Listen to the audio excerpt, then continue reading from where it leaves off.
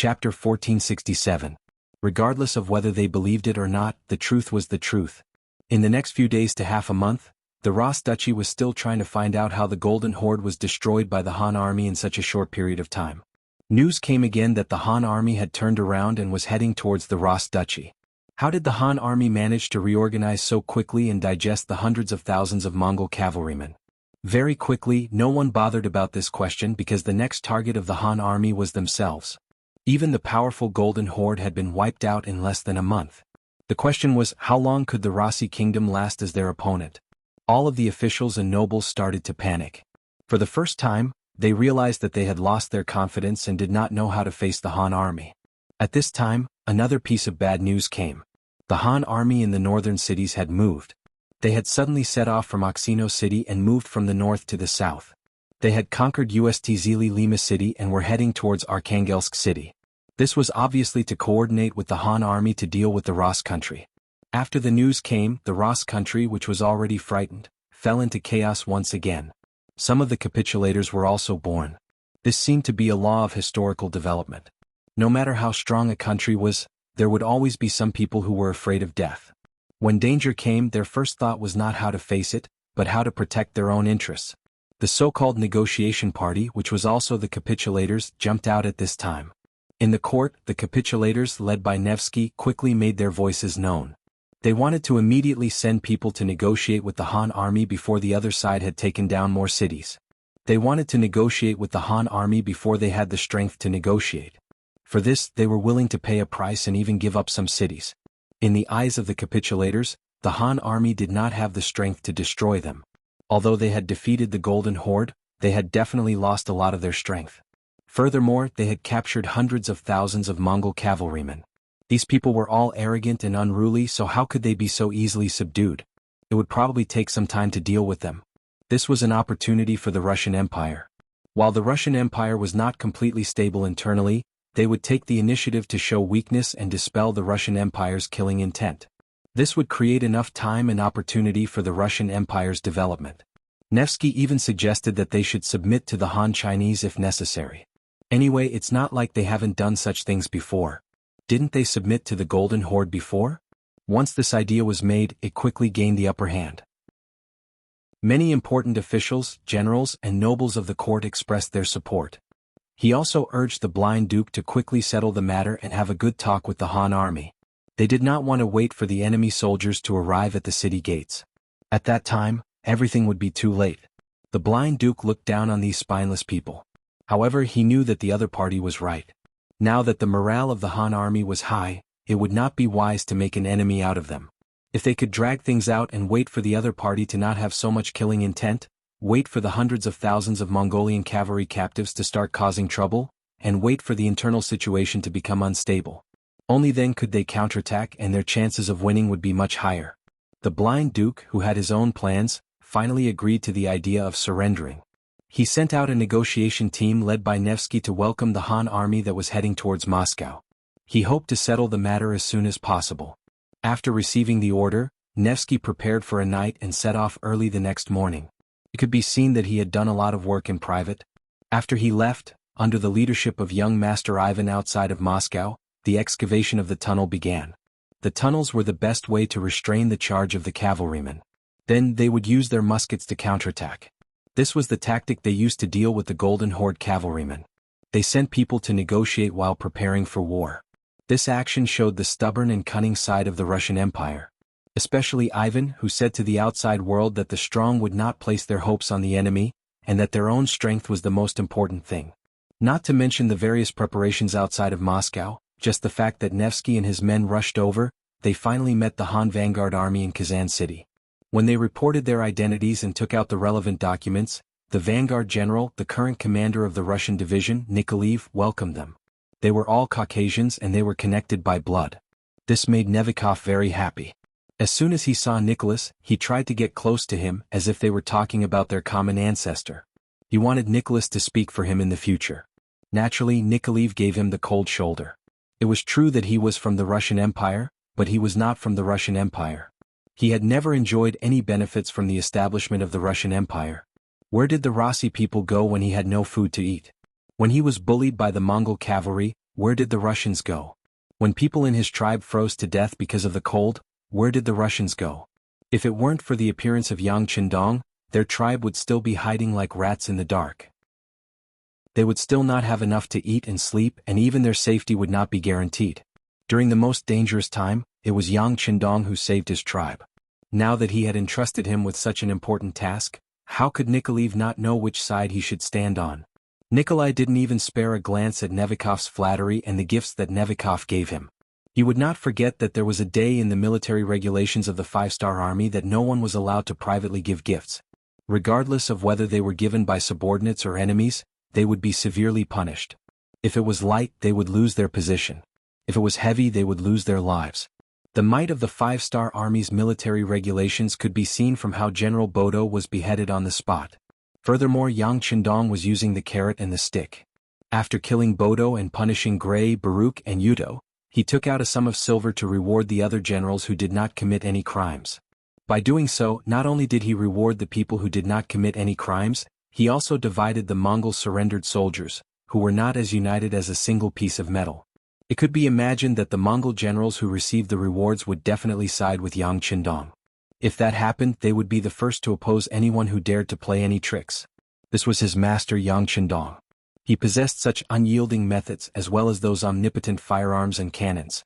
It could be said that his methods were unfathomable. More importantly, he was indebted to him for recognizing his worth. If not for his timely appearance, how would his clansmen be able to live peacefully in the large houses in the city? How would they be able to eat their fill and wear warm clothes without worrying about food and clothing? How would their children be able to go to school and learn how to read?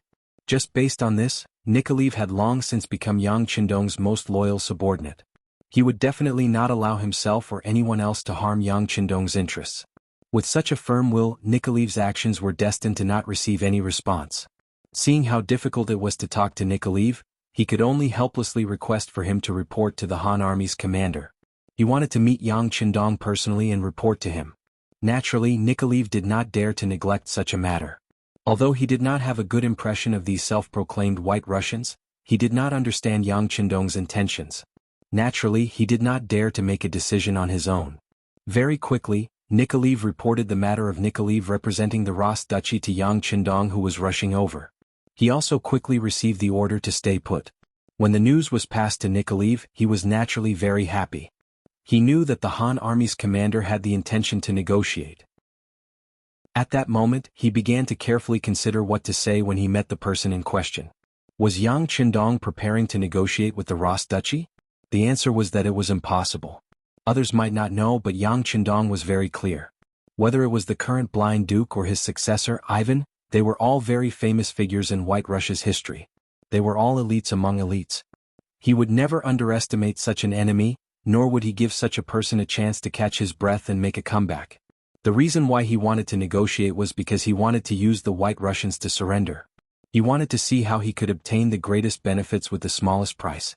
3 days later, the Central Army resisted Kazan City.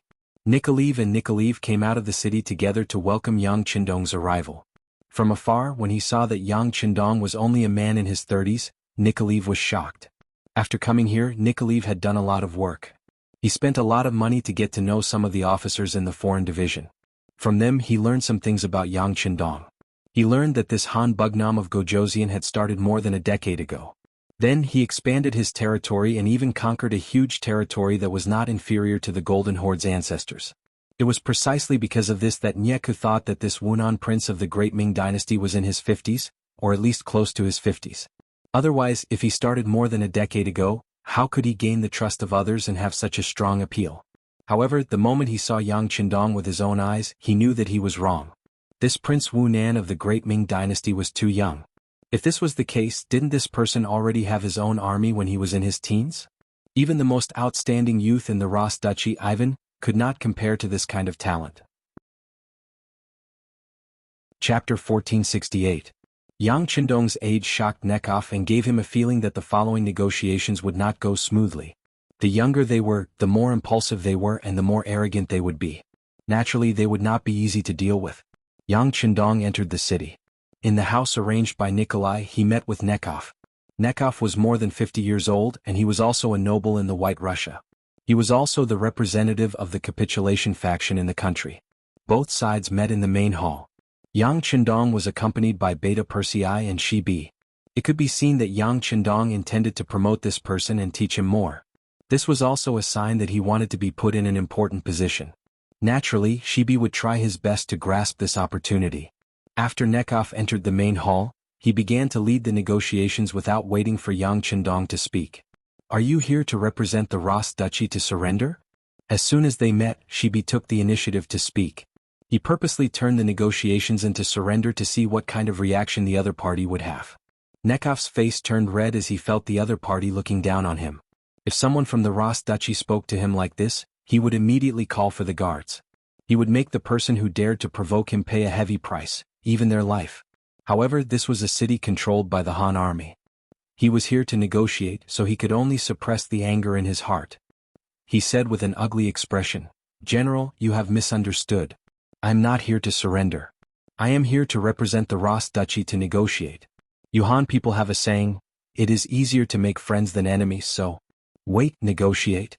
Shi Bi shook his head as he spoke. "To be honest, there is no past friendship between us, so I don't think there is a need to negotiate.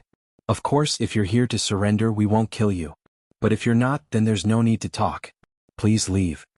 He did not even listen to the conditions and directly rejected him. Nikev's expression was extremely ugly.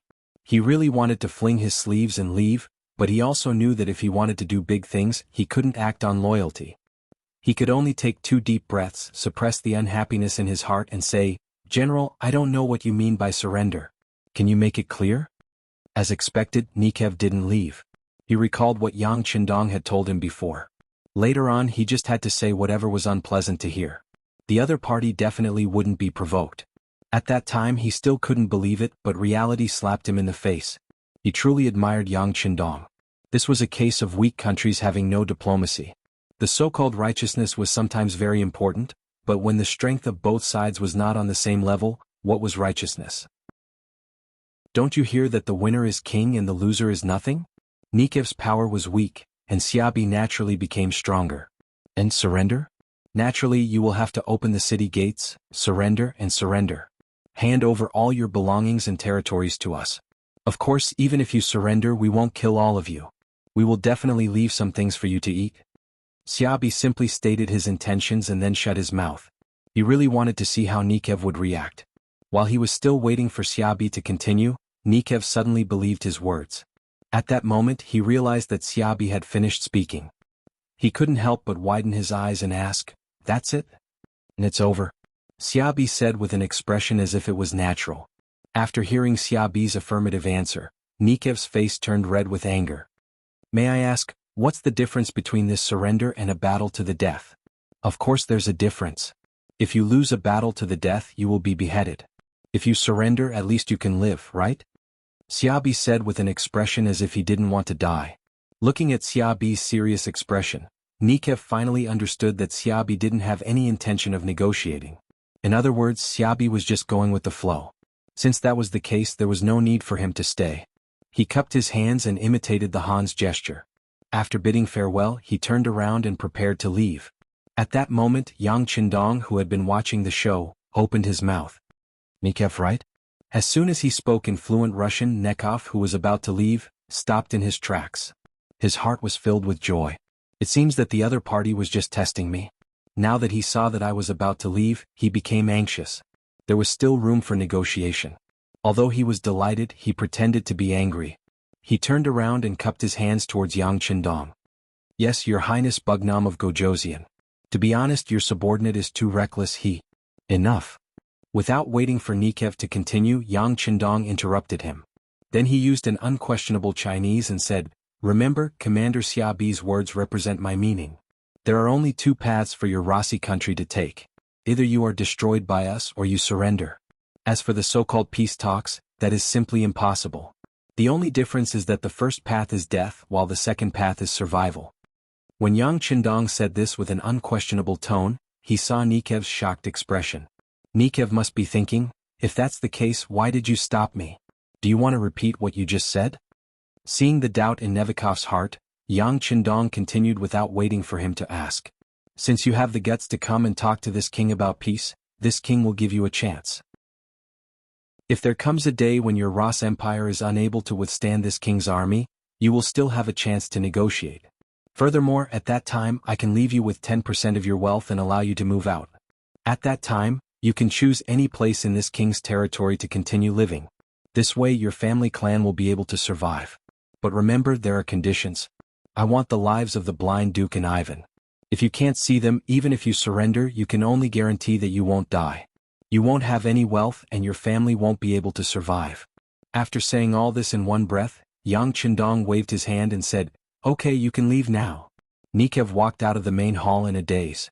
When he returned to his temporary residence, his emotions slowly stabilized. Then a smile appeared on his face. No matter what, this diplomatic mission was fruitful. At least he had an extra choice compared to others. As for whether he needed to do so, it would depend on the development of the situation. If the Russian army won, then it would be better if this matter never happened. On the other hand, if the Han army won, then he could make a choice. At least he could ensure the safety of his family. Wasn't this what he was after? In the main hall, after Nikev left, she looked at Yang Qindong with a doubtful gaze. You don't understand? Or do you think that what I said just now was meaningless? Shibi nodded without concealing his inner thoughts. Sigh the human heart. Yang Qindong sighed heavily. Just now, I only planted a seed of hope in Nikev's heart. It might not seem useful now, but when it came to a critical moment, the effect it would have would be astonishing. Why don't you wait and see how? Yang Qindong laughed confidently. After being a leader for so many years, his growth was very fast. For example, his control of the overall situation, his understanding of Yang Xie's progress, and his ability to control people's hearts. The human heart was sometimes very complicated, but sometimes it was very simple. It all depended on how you guided it. Once you successfully guided people's hearts, it was equivalent to controlling the overall situation. It was equivalent to stepping into the threshold of victory. With regards to Yang Qindong's words, she was very convinced. When he heard this, he decided to wait and see. He wanted to see if Nikev, who left after being humiliated, would really deliver the heads of those two important people to him when the situation turned bad, as the sixth young master said. Moscow City. Nikev had returned. When Ivan received the news, he was digging trenches outside the city gates. His intention was very simple. He wanted to use these things to delay the Han cavalry's attack. This way, as long as they could drag it out until winter, the cold weather would become a helper and cause the Han army to retreat. This way they would have more time to catch their breath. In the long run, they would be able to wear down the enemy's morale and obtain the final victory. Father-in-law wants to have a meeting and wants me to go? Ivan jumped out of a trench and looked at the soldier who came to pass on the message. Yes, Lord Nikev has returned. He said that he brought the latest news. The soldier said with a serious face. Good, lead the way. Ivan clapped his hands and after removing the black mud on them, he strode forward. As he walked, he thought, this time, no matter what conditions Nikev used to force the Han army to retreat, he would not admit it. He would not accept any form of compensation for the ceasefire. He wanted to use his own strength to force the Han army to retreat. This was what a true man should do. Ivan, who already had his own ideas, was led to the main hall by the soldier. Here, the civil and military officials were already lined up on both sides. When Ivan entered, he noticed that everyone's expression was not too good. He guessed that the Han army's conditions were very harsh. This is also good. We can only fight to the death. Chapter 1469. Ivan, who had a heroic plot and also wanted to be a hero, thought so as he walked to his seat and stood still. About a quarter of an hour later, a few more ministers walked into the hall, followed by the Grand Duke of Blindness. Since everyone is here, let's hear what Nikowski has to say. Cough. Nikowski coughed, attracting everyone's attention. His expression was somewhat ugly as he said what he was willing to say. As for what Yang Qindong said, he naturally hid it in his heart. That was one of his life-saving treasures, so he would not easily show it to others. After Nekov finished his words, everyone in the hall became silent. No one thought that this would be the result. If they didn't surrender, they would die. Even peace talks were rejected. Did this mean that the Han army was too arrogant, or did they have enough confidence to defeat the Ross Empire? Ah! In the silence, a burst of laughter came from Ivan's mouth, attracting everyone's attention. Ivan, who had been laughing for a few times, finally stopped when he saw that everyone's attention was focused on him. He said, "All right, can everyone give up now? Who still wants to talk about peace with the Han army? At the end, Ivan's voice was close to a roar. He was clearly very angry. None of the officials said anything about this. Just as Ivan said, if peace talks failed, then they could only fight. Everyone had the same idea. Okay, since it's like this, we don't need to have any illusions. Although the Han army is very strong and can destroy a behemoth like the Golden Horde, we are not to be trifled with. Young Master has already dug trenches outside the city, which can effectively stop the Han army's charge. As long as we can hold out until winter arrives, the other side will inevitably withdraw their troops. If we do this repeatedly with our advantage as the host, we can exhaust their spirit. At that time we can decide whether to negotiate or fight. The blind duke finally spoke. This was the final decision. No one objected to this. Even those who wanted to surrender could only place their hopes on the army and hope that they could stop the Han army's attack. Since everyone had the same thoughts, the following matters were much easier to handle. Under the leadership and appointment of the Grand Duke of Blindness, Ivan, Boris, Peter, and Sergei respectively received the mission of guarding the 4 city gates. There were 100,000 soldiers originally prepared to assist the Golden Horde. Together with the 100,000 soldiers in the city, there were a total of 200,000 men under the command of 4 people, each with 50,000 generals. At the same time, the blind duke used his identity as the Duke of the Rossi Duchies to call out to the nearby powers, inviting them to help the king and deal with the Han army together. It was estimated that there were about 100,000 soldiers in this army. In this way there were 300,000 soldiers defending Moscow. Even when facing the claws of the Golden Horde in the past, the Ross Empire had never treated them so formally. From this, it could be seen that they already regarded the Han army as their strongest enemy. After receiving the mission, the 4 great generals quickly started the work of digging trenches. This time they were determined to defend the city to the death.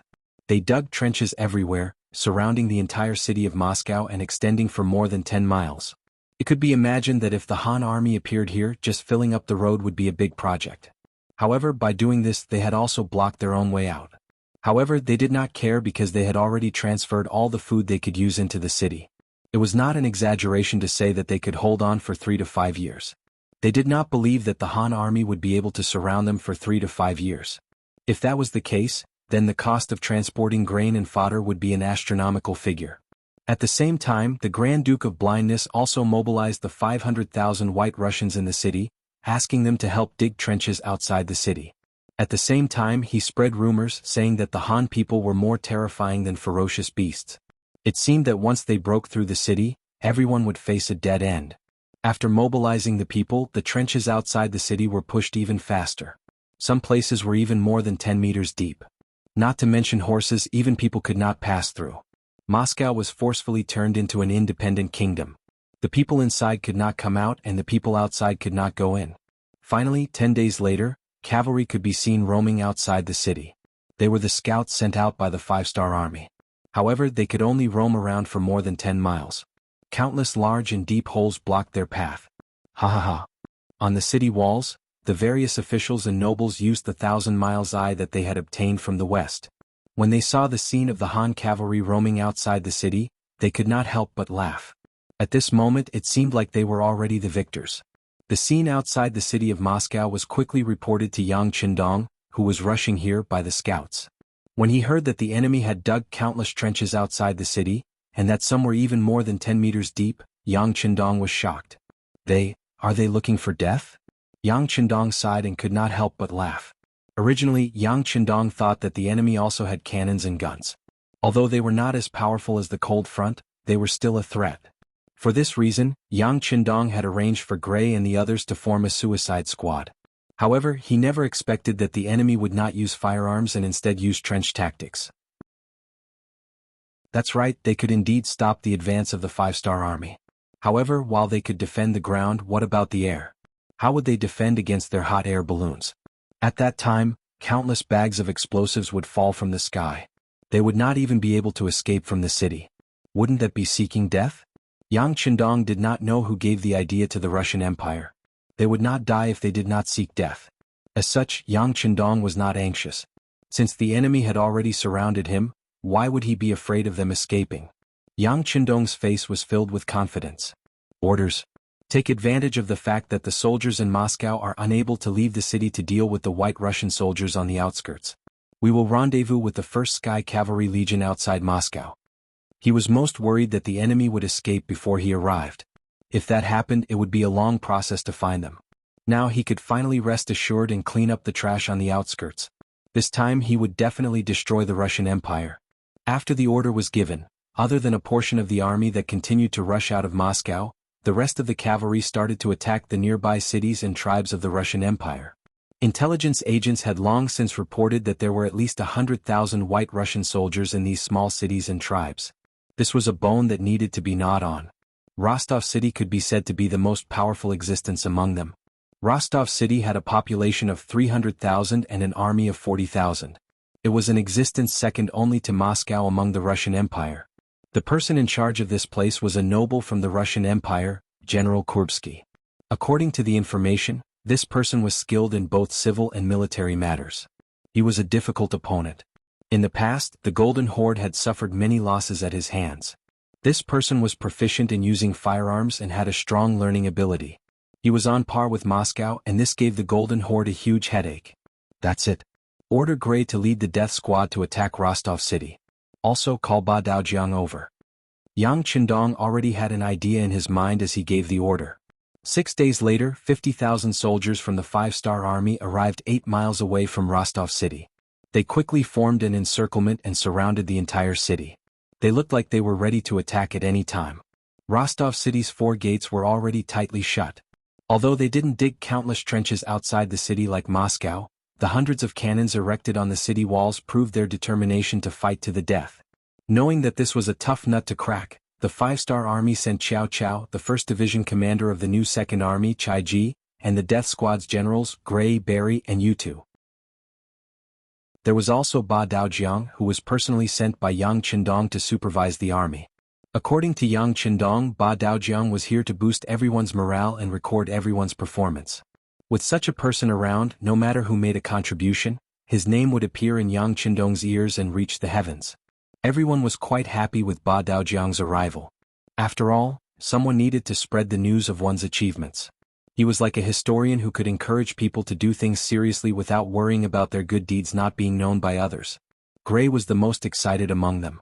He even took the initiative to invite Ba Daojiang for a drink to build their relationship. Gray had made a mistake and was sent to be the general of the death squad. This news had already spread among the surrendered Mongolian soldiers. However, because Yang Qindong didn't leave any traces behind, no one discovered his intentions. On the contrary, everyone thought that the Heavenly Khan was creating an opportunity for General Gray to rise again. After all, if he made a mistake, he had to be punished. Otherwise, how could he convince the masses? As for being the general of the death squad, he wasn't an ordinary soldier. There wasn't any danger. He just had to go through the motions. When he returned, he would naturally be rewarded with merits and could return to his previous status. Even Gray had the same thoughts as well. It was precisely because many people thought this way that no Mongolian general dared to cause trouble even though Ahuli had temporarily taken over his position. They were all waiting for General Gray's return. Everyone was kept in the dark, but some people who Yang Qindong trusted knew what was going on. Allowing soldiers to plunder was an unforgivable crime in the 5-star army. Even if you had made a great contribution, you shouldn't think of getting any benefits. Being expelled from the army was the lightest punishment.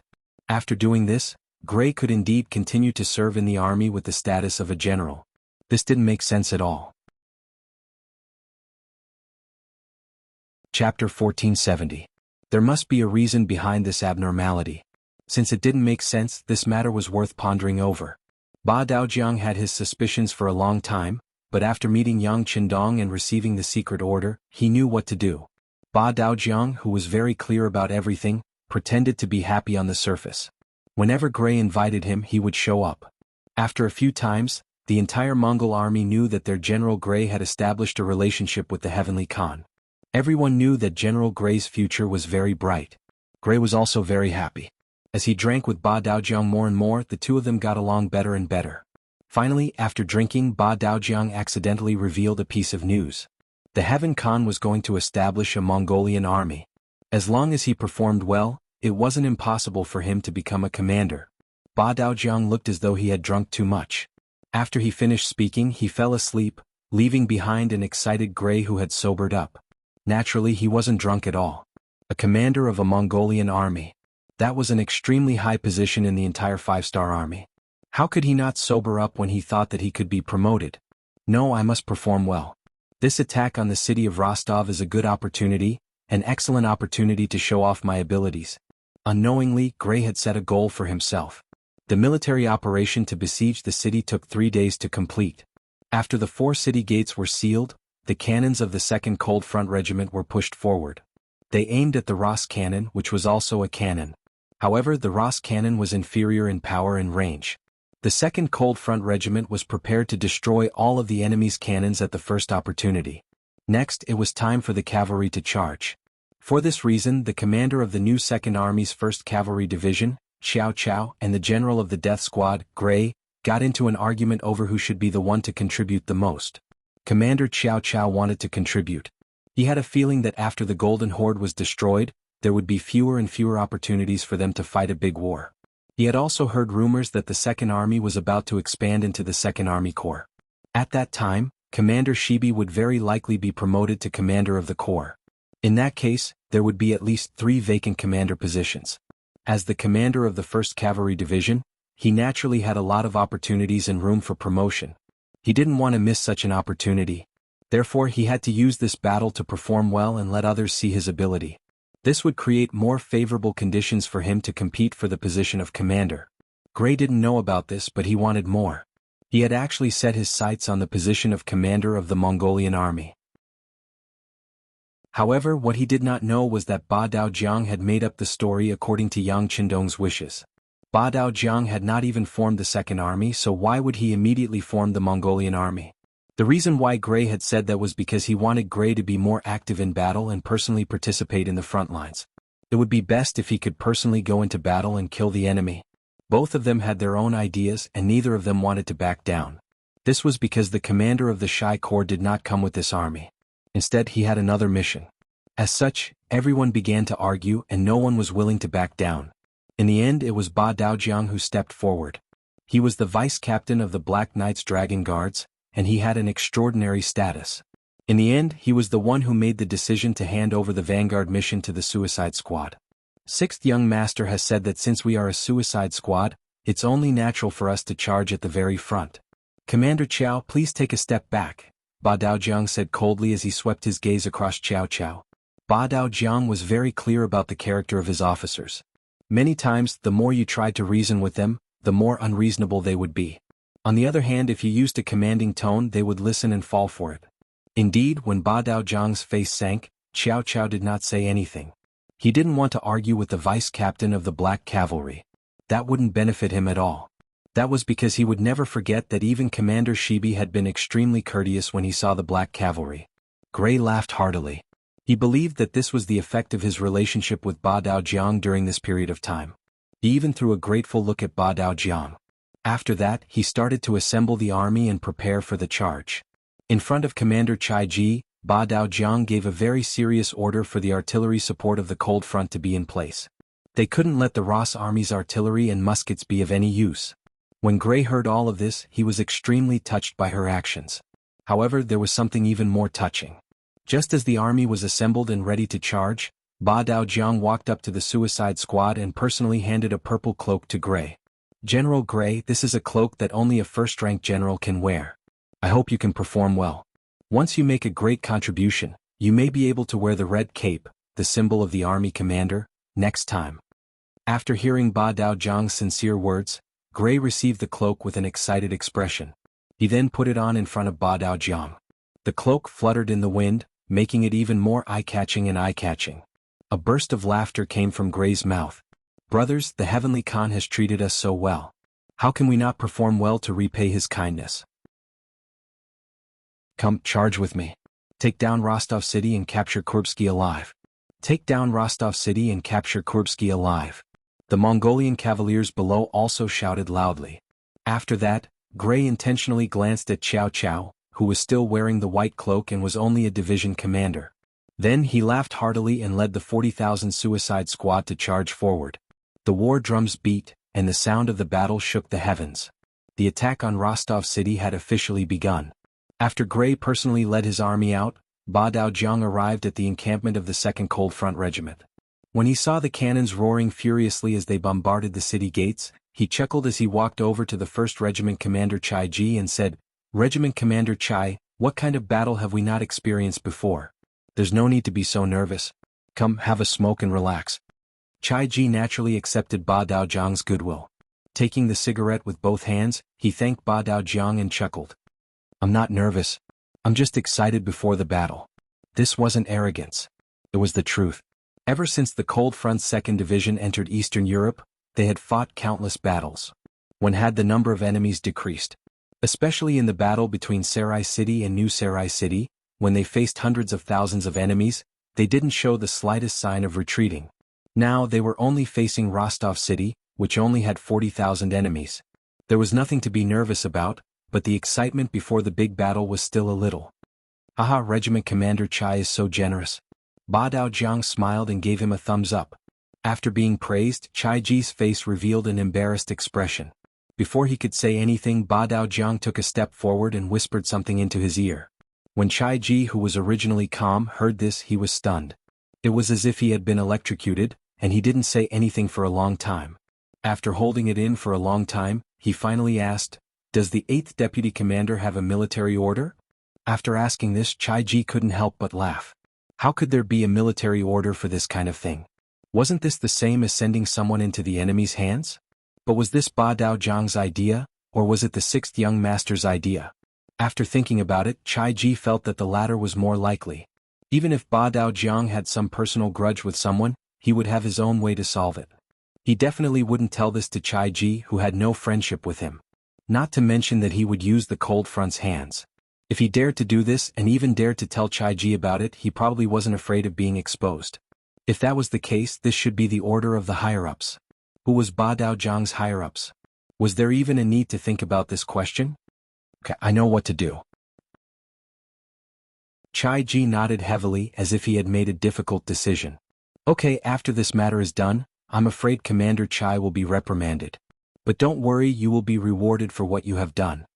Ba Daojiang wasn't surprised that Chai Ji agreed, because as long as he thought about it carefully, he would be able to figure out the entire matter. The only thing that was similar was how long it would take for him to figure it out. From the looks of it, Chai Ji was indeed a smart person. Since he was a smart person, this matter would be easy to handle. In the end, Ba Daojiang still left.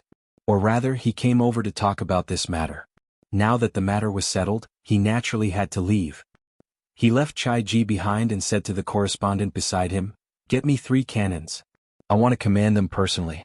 Go quickly." On the battlefield, General Gray led the vanguard of the death squad with 5,000 cavalrymen and charged toward the south gate. He saw that Lung Feng's cannons had already started firing and were hitting the city walls of Rostov one after another. The cannons embedded in the city gates were hit and disintegrated one after another. Without the advantage of firearms, the Russian army was like a tiger without its fangs. How could they be a match for the Mongol cavalrymen who grew up on horseback? Gray, who was laughing heartily, was in a very good mood. In his eyes, this battle wasn't difficult at all. With the help of the cannons, he only needed to launch a symbolic attack.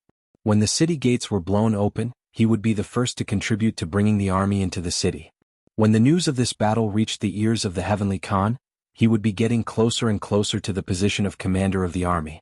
Just as he was thinking about his beautiful future, a cannonball suddenly exploded 40 feet away from him.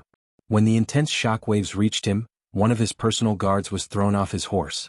This sudden and unforeseen event gave Gray a fright. Gray was shocked by this sudden turn of events. Chapter 1471. What's going on? Surprised, Gray instinctively shouted. However, when he saw that he was less than 200 meters away from the city gates, he couldn't help but heave a sigh of relief. It seemed like he had charged too quickly, causing the cannon shells to land nearby. This should be a normal phenomenon. Gray consoled himself in his heart and wanted to retreat a little. He was a little distracted just now, causing him to charge too fiercely as a general. Now the best thing to do was to retreat a little and distance himself from the city gates. This way he would be safe enough. Even if the 5-star Army's cannons weren't accurate, they wouldn't fire at his own camp, right? However, if he were to retreat now, what would others think of him? With so many members of the suicide squad around him, would they think that he was afraid? Behind him was Ba Daojiang, who was sent by the Heaven Khan. He must be watching all of this without blinking. If he retreated like this, would they have any opinions? What would the consequences be if they reported this to the Heaven Khan? Because he had a request, there were too many restraints when he did things. At this moment, many thoughts popped up in Gray's mind. He didn't dare to retreat but instead slowly moved forward. Hurry up and blow up the city gates. Hurry up and blow up the city gates. Gray silently muttered in his heart. For some unknown reason, Gray had a bad premonition. He kept feeling that he was in danger. Speaking of premonitions, many generals and old soldiers who frequently went to the battlefield would have them. The more they went to the battlefield, the more they experienced, the more they saw. Naturally, they would have more experience. As such, they would sometimes have certain premonitions. At this moment, Gray had a bad premonition. At this moment, he only hoped that the city gates would be blown up quickly. That way, as long as the army entered the city, the cannons would only explode within the city, and he would be much safer. Gray silently muttered in his heart. However, for some unknown reason, the cannons of the Cold Front army were clearly not up to par this time. After a dozen or so consecutive shots, they only hit the edge of the city gates. On the contrary, one of the shots landed 30 feet away from him, causing 2 of his bodyguards to suffer light injuries. No, why am I so nervous? Too dangerous here. Let's back up a little. For the sake of his own life, Gray didn't care about what others would think of his actions. Right now, he only had one thing on his mind, and that was to retreat further and further. An idea formed in his mind. However, before he could complete his actions, 2 cannonballs whizzed over from the left and right, landing right near the purple-cloaked Gray cavalry. One of the cannonballs even landed less than 10 feet away from him.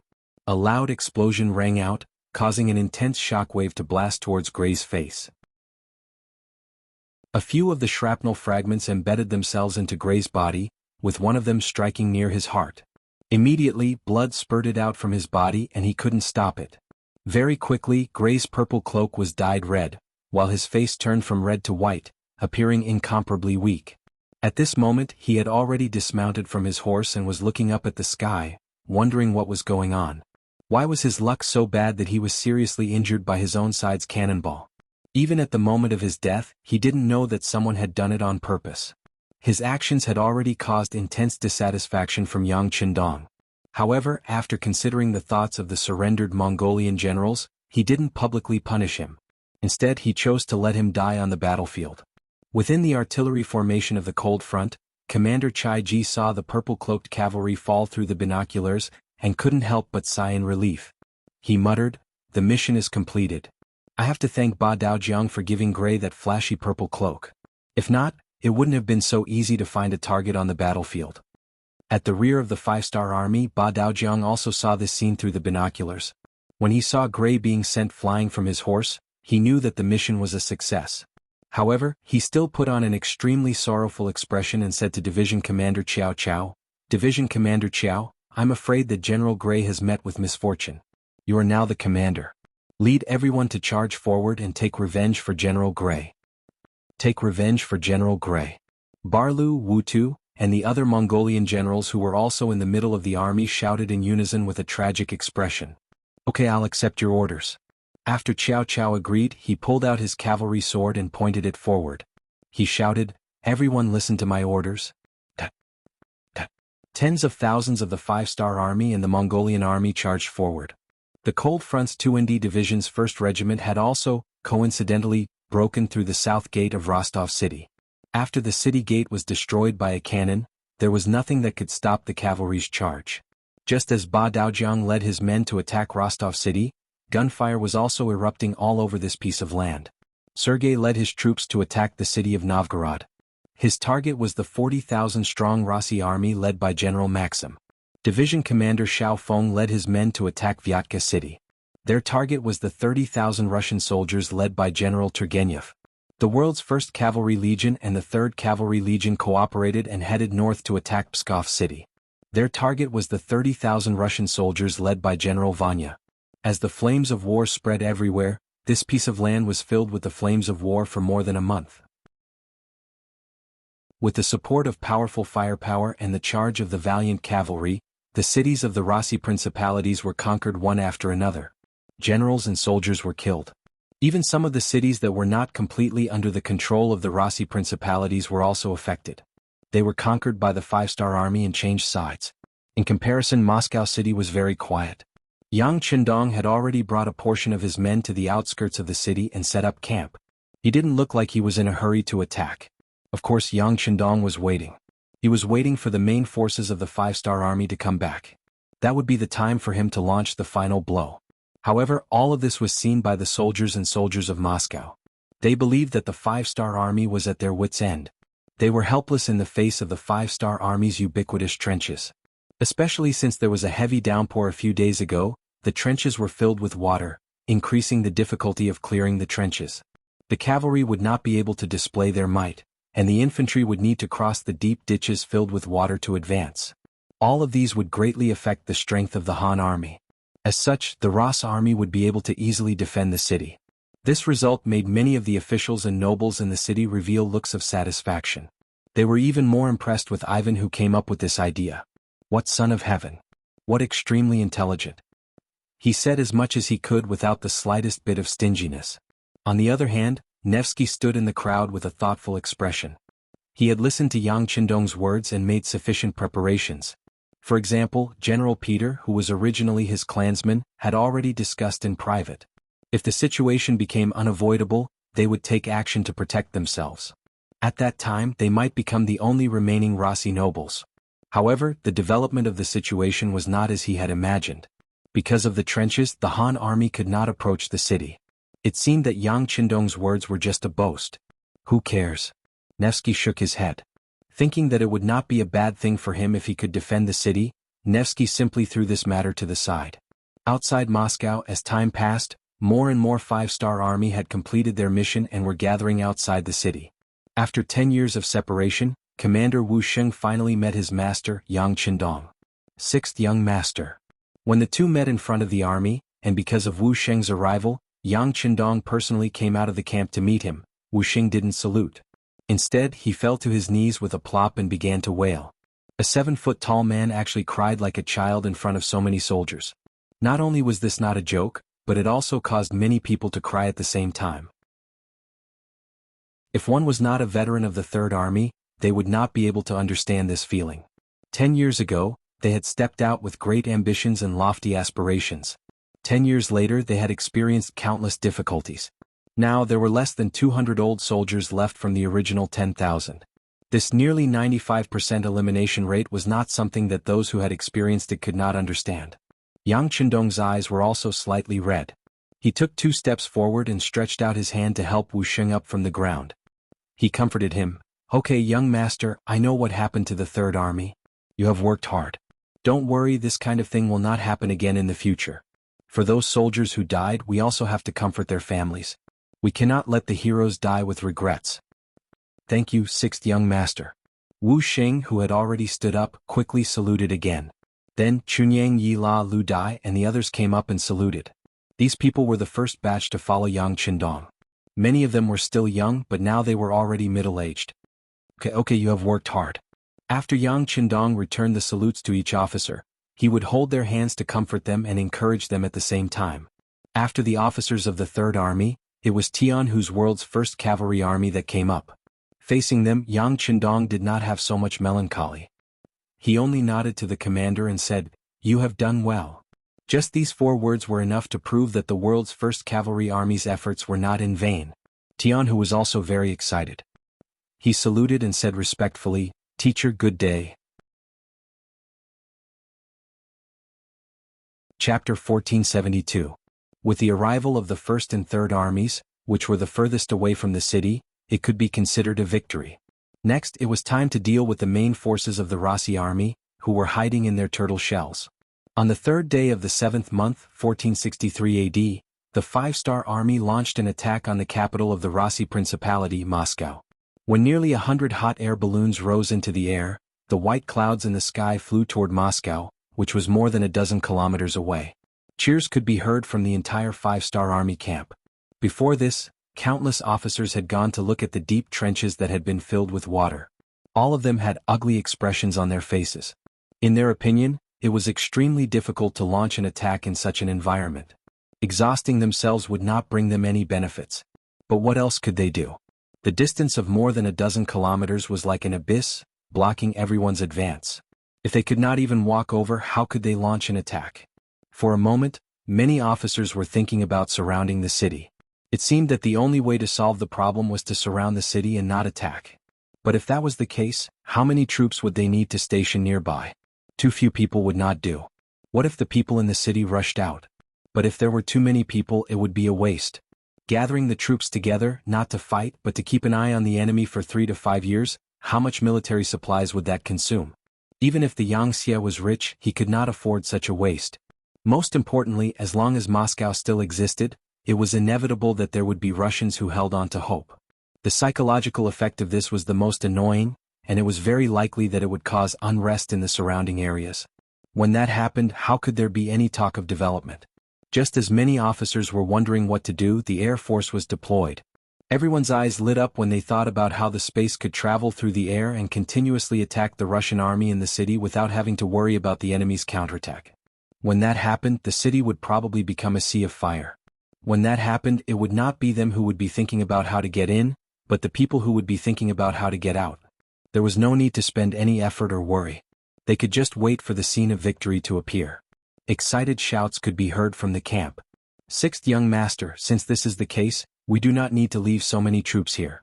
There are still many troops in the surrounding areas who have not surrendered to us. Can we continue to deal with them?" The battle-hungry commander Tianhu suggested. Yes. Yang Chendong nodded. This was what he wanted to say as well. With a few orders were given.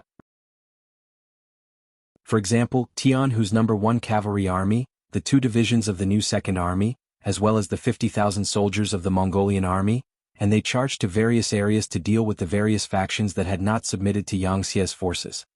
The other 2 divisions of the new Second Army, the 50,000 soldiers of the Mongolian Army, and the 20,000 soldiers of the Russian Army were left behind to keep an eye on the Russian Army and prevent them from escaping. Wu Sheng's Third Army was also to be left behind. They needed to expand their ranks and regain their former glory. For this reason, Yang Chendong allowed the 3rd Legion to recruit soldiers from the Russian division and the surrendered Mongolian army. Everything was based on their needs. After Wu Sheng left with the order, Yang Chendong summoned the commander of the new Second Army and officially gave him the order to establish the Second Army. According to the order, the Second Army would have 4 armies under its command and 1 division under its direct command. It would have 1 more commander than Tiger's Man's First Army.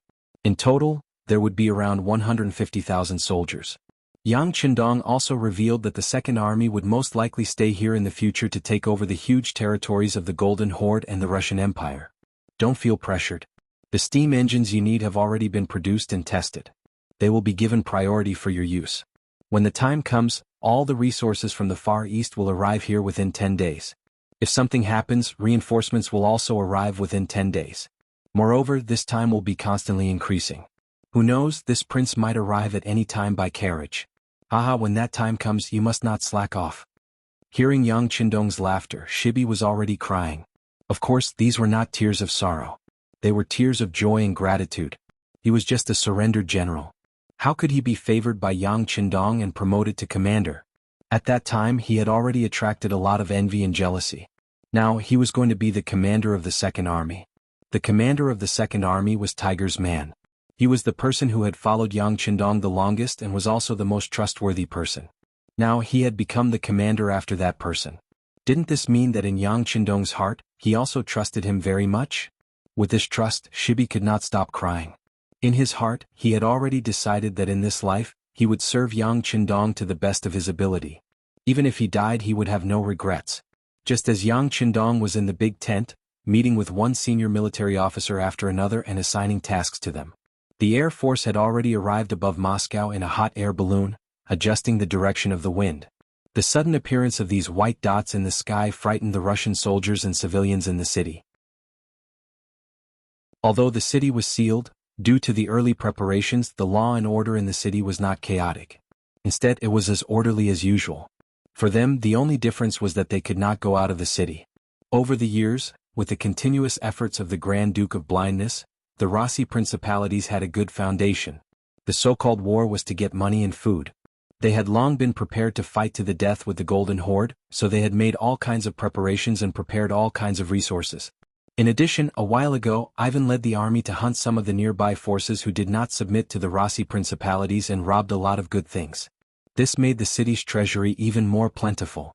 As long as it was not too wasteful, it would not be a problem for the 200,000 soldiers and 500,000 civilians in the city to defend for 5 years. This was the source of the Rossi Principality's confidence. In their view, as long as they did not go out of the city, it would be difficult for the Han army to attack. If the other party really wanted to complete the work of filling the holes, they were not afraid of such a stupid method. They could use the artillery in the city to attack, and they could also take advantage of the night to counterattack. There was no need for the artillery to hit them. As long as they smashed countless holes, it would be considered a victory. It was because they were well prepared that the civilians and soldiers in the city were not afraid and still lived their lives, as they knew that many Han soldiers had gathered outside the city. This was because they firmly believed that Moscow would be a strong fortress, and no one would be a threat to them for a short period of time. But no one would have thought that this confidence would change because of the white dots in the sky. When 100 hot air balloons appeared in the sky above Moscow, all of the Rossi soldiers and civilians were shocked. There were even many people who knelt on the ground and prayed piously. Obviously, they thought that the appearance of the hot air balloons was some kind of god. This was not the first time such a thing had happened. Almost every time the hot air balloons appeared on an unfamiliar battlefield, there would be such a scene. On the hot air balloon, the Air Force commander, Sun Lixing, was clearly used to all of this. He looked down and saw that there were many civilians in the city, and there was no sign of chaos. He could not help but shake his head. "All right, let us destroy everything." Just like the sixth young master said, this tortoise shell will not only not protect you, it will also become a tomb that will make you unable to escape. Men throw the black oil. The so-called black oil referred to petroleum. It was found nearby by the mineral prospectors from Chichen City. Naturally, Yang Qindong had done a lot of work, pointing out the approximate location, and finding it was naturally accurate. Since there was black oil nearby, Yang Qindong could even skip the use of explosives and directly spread the black oil over the city. When that time came, once a fire was ignited, it would be impossible to put it out even if they wanted to. Every hot air balloon was filled with wooden barrels filled with black oil. After seeing that Division Commander Sun Lixing had issued the command flag, the wooden barrels began to descend from the sky, smashing straight into the city of Moscow. Hide, hide. Countless wooden barrels fell from the sky and landed in various places. Some of them even smashed into the streets. Some of the civilians who were kneeling on the ground praying did not even have time to dodge and were smashed directly. They were immediately covered in blood and fell to the ground dead. When some people were smashed to death, the others came to their senses and hurriedly hid everywhere. They wanted to prevent themselves from becoming the next person to be smashed to death. In a short while, more than 800 wooden barrels were thrown away. Looking down from the sky, one could see the scene of black oil flowing everywhere. Sun Lixing ordered the hot air balloon to take off and began to leave the sky above the city. When the hot air balloon slowly rose into the sky, Sun Lixing lit up a bag of explosives that he had prepared beforehand and threw it down from the sky. This was the fuse. He could already imagine how fierce the fire would be. It's windy, it's going to rain. Suddenly, Sun Lixing felt that the hot air balloon was shaking unstably. It was especially strong in mid-air. Immediately give the order to have everyone find a safe place to land quickly. It's going to rain. Sun Lixing sighed that his luck was not good. He could not see the scene of the city burning like a fire and said with some hatred. As for whether the rain would affect them, this was already one of their training subjects. As for whether the black oil would be extinguished by the rain, it was also tested. The hot air balloon left. The last bag of explosives also fell from the sky. Perhaps because it was thrown a little too early, it did not explode when it landed on the ground. Instead, it stopped for a few breaths of time. Then there was a loud bang and a huge pit soon appeared where it landed. The things around it also collapsed because of this huge movement. Chapter 1473. It was just a pack of explosives. No matter how powerful it was, the damage it could cause was limited. Its power lay in the fact that the sparks from the instant explosion ignited the black oil that had fallen to the ground. What followed next was a scene of fire everywhere. The raging fire blazed, creating a roasting heat as it burned rapidly. Caught off guard, or perhaps they simply didn't realize how powerful this thing was, many people were still squatting on the ground covered in black oil, observing what this thing was. A great fire ignited, instantly igniting this area, turning it into a sea of fire. Some of the soldiers and civilians who were still watching the show were accidentally stained with the black oil. At this moment, they became fuel for the fire and were instantly engulfed by the flames. They had no time to escape even if they wanted to. Quick, put out the fire. The soldiers and civilians saw the fire that had suddenly ignited, and their shouts rose and fell. Countless basins were filled with clear water, and they poured it over the black oil. However, the result was that not only did the fire not reduce, it even grew bigger. The Rossi soldiers didn't know the characteristics of the black oil, and they didn't know that water couldn't extinguish the black oil. On the contrary, it only made the fire grow bigger and bigger. The flames soared into the sky uncontrollably. Even the 5-star army camp several kilometers away could see it clearly. Many of the soldiers were terrified when they saw the flames that filled the sky. They had originally thought that the measures taken by the Rossi soldiers would give them a headache, and that they would have no choice but to give up on attacking the city. Who would have thought that Bugnam of Gojoseon would be able to ignite the fire in the city without much effort? When he thought about how the city gates were tightly shut and how there were deep trenches outside, it was the same as cutting off his escape route. If that was the case, wouldn't it be the same as spinning a cocoon around his own feet? This was really like the saying that one had lifted a rock and dropped it on one's own feet. Not good, it's raining. While the soldiers of the 5-star army were still waiting to watch the show, one of them suddenly felt something and shouted, "That's right, it's really going to rain. The Rossi soldiers in the city are really lucky." Thinking that the rain should be able to extinguish the fire, many of the soldiers sighed with a look of pity on their faces. In the city of Moscow, although water could not extinguish the fire, countless people were still trying. It seemed that they did not know what else to do. Even though the fire hadn't died down, they were still constantly carrying water. It was only when rain began to fall from the sky that the Russians became excited. One by one, they knelt down on the ground and shouted words of thanks to the gods. Obviously, they thought that the gods saw that they were in danger and decided to help them. However, this expectation quickly turned into disappointment. Even when the rain fell on the black oil, it was still unable to extinguish it. The fire was still burning, as if mocking their ignorance and stupidity. It's over. It's over.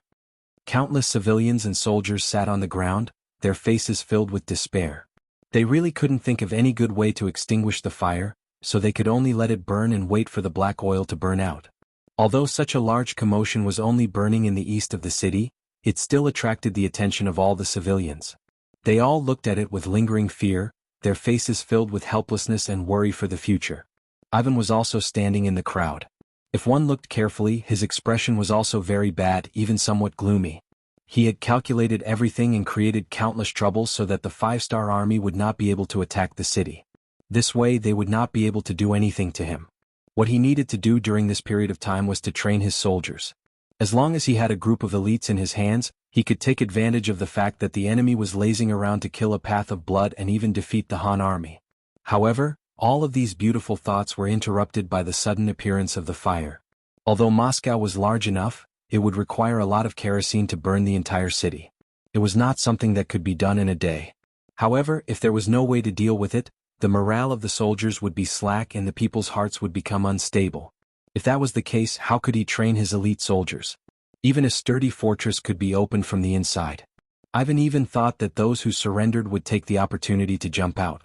If that was the case, then it would be even more terrifying than the fire. It seems that I have to hurry up. Thinking about the things that he had secretly prepared, Ivan could not help but silently mutter to himself. The fire was finally extinguished, but it was not extinguished by someone. It was a natural phenomenon after the kerosene was burned out. After the event, the fire killed around 300 people and injured several thousand people. Among them, it destroyed nearly 1,000 houses and burned all kinds of resources. This was only the first fire. If the Han army were to come every day, it could be imagined that in the long run, Moscow would collapse on its own without a single attack. The fire was extinguished and the rain stopped. The next day was another clear day. In the morning, the hot air balloon once again appeared in the sky above Moscow city. Soon after, barrels of kerosene fell from the sky. This time, the destination was not the ruined east of the city, but the west of the city. That was the place where the rich lived. The barrels still fell from the sky, and after the explosion, the fire was still fierce. Countless rich people were forced to walk out of their homes, their faces full of despair. Knowing that water couldn't be extinguished, all they could do was watch everything happen from afar. This feeling of not being able to do anything made them feel helpless. Nevsky also stood in the crowd, watching the scene of the raging fire. He quickly made a decision in his heart. Although his house was in the city center and not in the west of the city, and these two fires did not cause any losses to him. No one knew where the hot air balloon would burn the fire tomorrow. When he thought of the ancestral property that was obtained through the struggle of several generations, if he could not protect it, then he would be useless. When he thought of the many years of effort that he had put in would also be wasted, he could no longer remain calm. He knew that he had to do something. In his mind he could not help but think of the last few words that Yang Qindong said to him. He seemed to have found a direction in life. Under the two fires, everyone in Moscow City was in danger. The people who had been burned by the fire were already in despair. Those who had not been burned by the fire were trembling with fear. No one knew what kind of luck they would have the next day. While everyone was panicking, Nevsky came to the house of the Supreme General Peter. As members of the same family, they had a common ancestor. They were connected by blood and supported each other. In order to protect their own interests, they needed to work together from time to time to do some big things. This time, Nevsky came to do something big, and that was to persuade Peter to revolt on the battlefield. Although there was no such word at that time, this was what they had done. As one of the three great generals of the Rus Duchy, Peter was not angry. His years of leading troops made him develop the aura of a superior. When he saw Nevikov's visit, he frowned. Obviously he had guessed a possibility. Then he sighed and sat there without saying a word. When he entered the hall, Nevsky had been paying attention to Peter's reaction. When he saw Peter sigh heavily, his heart was filled with joy. He did not believe that Peter did not know what he was here for, because he had already leaked some information in advance. After probing many times, Peter had rejected him righteously. But this time, before he could speak, Peter had already sighed and lowered his head. Didn't this mean that Peter's will was shaken? Peter was a general in the army, and he had the authority to command 50,000 cavalrymen. If he could persuade Peter, it would be a great help to the next step of the plan. On the other hand, without Peter's support, even if he could get the help of other nobles, the amount of troops they could gather would be limited. It would be as difficult as ascending to the heavens to turn the tables in the city. Nevsky slowly sat down in front of Peter. He did not immediately get down to business. Instead, he sighed and said, "I have heard about your situation. Your family must have suffered heavy losses. Don't worry, I have already sent 20,000 taels of silver and some food to your family. It should not be a problem for you to survive for a while." Peter's luck wasn't good. His house was located in the center of the western district. His house was set on fire. Although he had made some preparations and his staff had safely evacuated, it was too late to move the things in the house. Many things were burned. If it was a normal time, it would not be a big deal to lose some things. After all, he was a general in the army and did not lack money. He could just buy some things with money. But now that Moscow had been sealed off, everything was limited. Even if you had money, you couldn't buy it. In this situation, sending some food was like sending charcoal in the snow. It could save lives, so Peter had to accept this favor. Thank you. Peter slowly raised his head and thanked Nevikov. "We are all connected by blood. There's no need to be so courteous." Nekov chuckled. But then his face slowly sank. "But this is not the solution. What if the next thing is burned? What should we do? This kind of passive defense is not a long-term solution." How could Peter not know that these words were reasonable? But what could he do? Was there really going to be a rebellion? It was very difficult for him to betray the blind Grand Duke. After all, he was where he was today because of the blind Grand Duke. Chapter 1474. Peter did not immediately answer this question, and Nekov was not in a hurry either. Instead, he continued to speak in a calm tone. This time, the Han army came with great ferocity. Even the powerful Golden Horde was destroyed so easily, not to mention our strength is far inferior to theirs. Originally, we thought that with the protection of the trenches outside the city, the Han army would not be able to do anything to us. However, the other side used something that can fly in the sky. It is too powerful, completely ignoring our previous preparations. Moreover, they are in the sky while we are on the ground. We can only passively take a beating. If this goes on, the morale of the army will be in chaos. When that time comes, I'm afraid that even if the general doesn't do anything, others will. Moreover, the Han army only wants the lives of the blind Grand Duke's family. We are only accomplices. As long as we perform meritorious deeds, the chances of us surviving are very high. As the saying goes, every man for himself, and the heavens take the hindmost. Even if the general does not think for himself, you should think for our family. You should also think for the general's family. The general's daughter is only 4 years old and is very cute. If she is buried with some people, wouldn't it be too much of a pity? Enough. Peter finally spoke, interrupting Nekhov's words. It was clear that he had already heard these words. Seeing that there was hope, Nekhov ignored the other party's obstruction and continued, "We are not only doing this for ourselves, but also to save more people in the city. Moreover, from the actions of the Han army, it seems like they don't intend to kill us all. Otherwise they wouldn't just throw a little bit of black oil at us. They can set a bigger fire and even swallow the entire city of Moscow. If that's the case, I'm afraid that no one will be able to escape. Is this the result that the general wants to see?" Peter's brows furrowed even tighter. He naturally knew that Nekhov's words were correct. If he chose to betray the blind Grand Duke's family, not only would he be able to save himself, but the people in the city would also benefit. However, he was after all promoted by the other party. He could not do something like betrayal. Peter still didn't say anything. Nevikov's face turned ugly. He knew that if he didn't use some strong medicine, he wouldn't be able to do it. "General, I'm afraid you don't know this yet. Although the Grand Duke of Blindness claims to sacrifice himself for the Rossi people every day, he has already thought of a way out. He has been digging a tunnel out of the city for a long time. Once he succeeds, he will abandon everyone and leave this place. When that happens, we will be the ones to die." This was the first time Peter had heard of this matter. Upon hearing this, he abruptly raised his head. "Is there such a thing?" Of course, this was done by Ivan and his personal guards. This was also told to me by one of his guards. How could it be false? Nekhov patted his chest and said righteously. This wasn't a casual lie he made up. If he really did that, he was afraid that Peter would quickly find out, which would make things worse.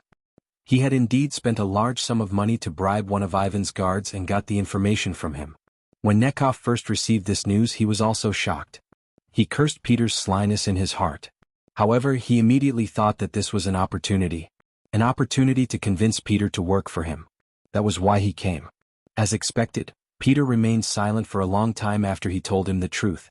Seeing that Peter was wavering, Nekhov took the opportunity to say, "General, those who do great things must not be soft-hearted. You want to be loyal to the other party, but now the other party wants to abandon you. They didn't even tell you about such an important matter. I'm sure they won't inform you when they leave. Is it worth it for us to work for such a master?" This time, Peter was at a loss for words.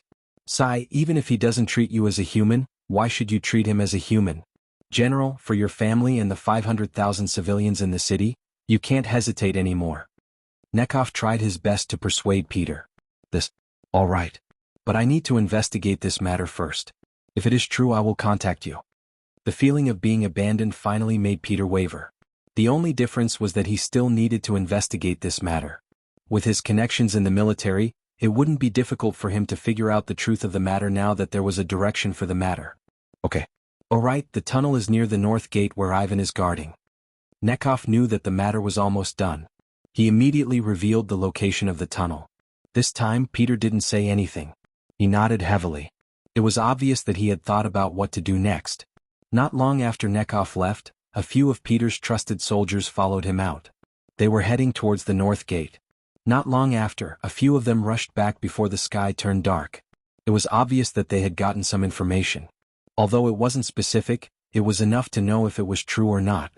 Ivan was currently in his courtyard in the city, listening to his men's report. They were talking about Peter's trusted men coming to the north gate to observe the defense. "What are they doing here?" Ivan frowned and asked. "They said that they are here to learn under General Peter's orders." The captain straightened his body and replied, "Learn? They didn't learn before. What are they learning now?" Ivan had a bad premonition at this moment. General Peter is still trustworthy." The captain said hesitantly. "No. The most trustworthy person in this world is himself." Ivan shook his head. He was a person who didn't trust others easily. As long as there was a trace of abnormality, he would ask why. Otherwise, he wouldn't be able to sleep peacefully. Could it be that he sensed something? That's impossible. The ones who dug the tunnel are the young master's personal guards. They should be loyal and wouldn't casually leak the news. The captain shook his head and said with a confident tone, "Loyal?" Ivan gave a wry smile after hearing that. If they were in a strong position, they would naturally not suspect these people who had followed them for many years. However, the current situation was that danger was approaching at any time.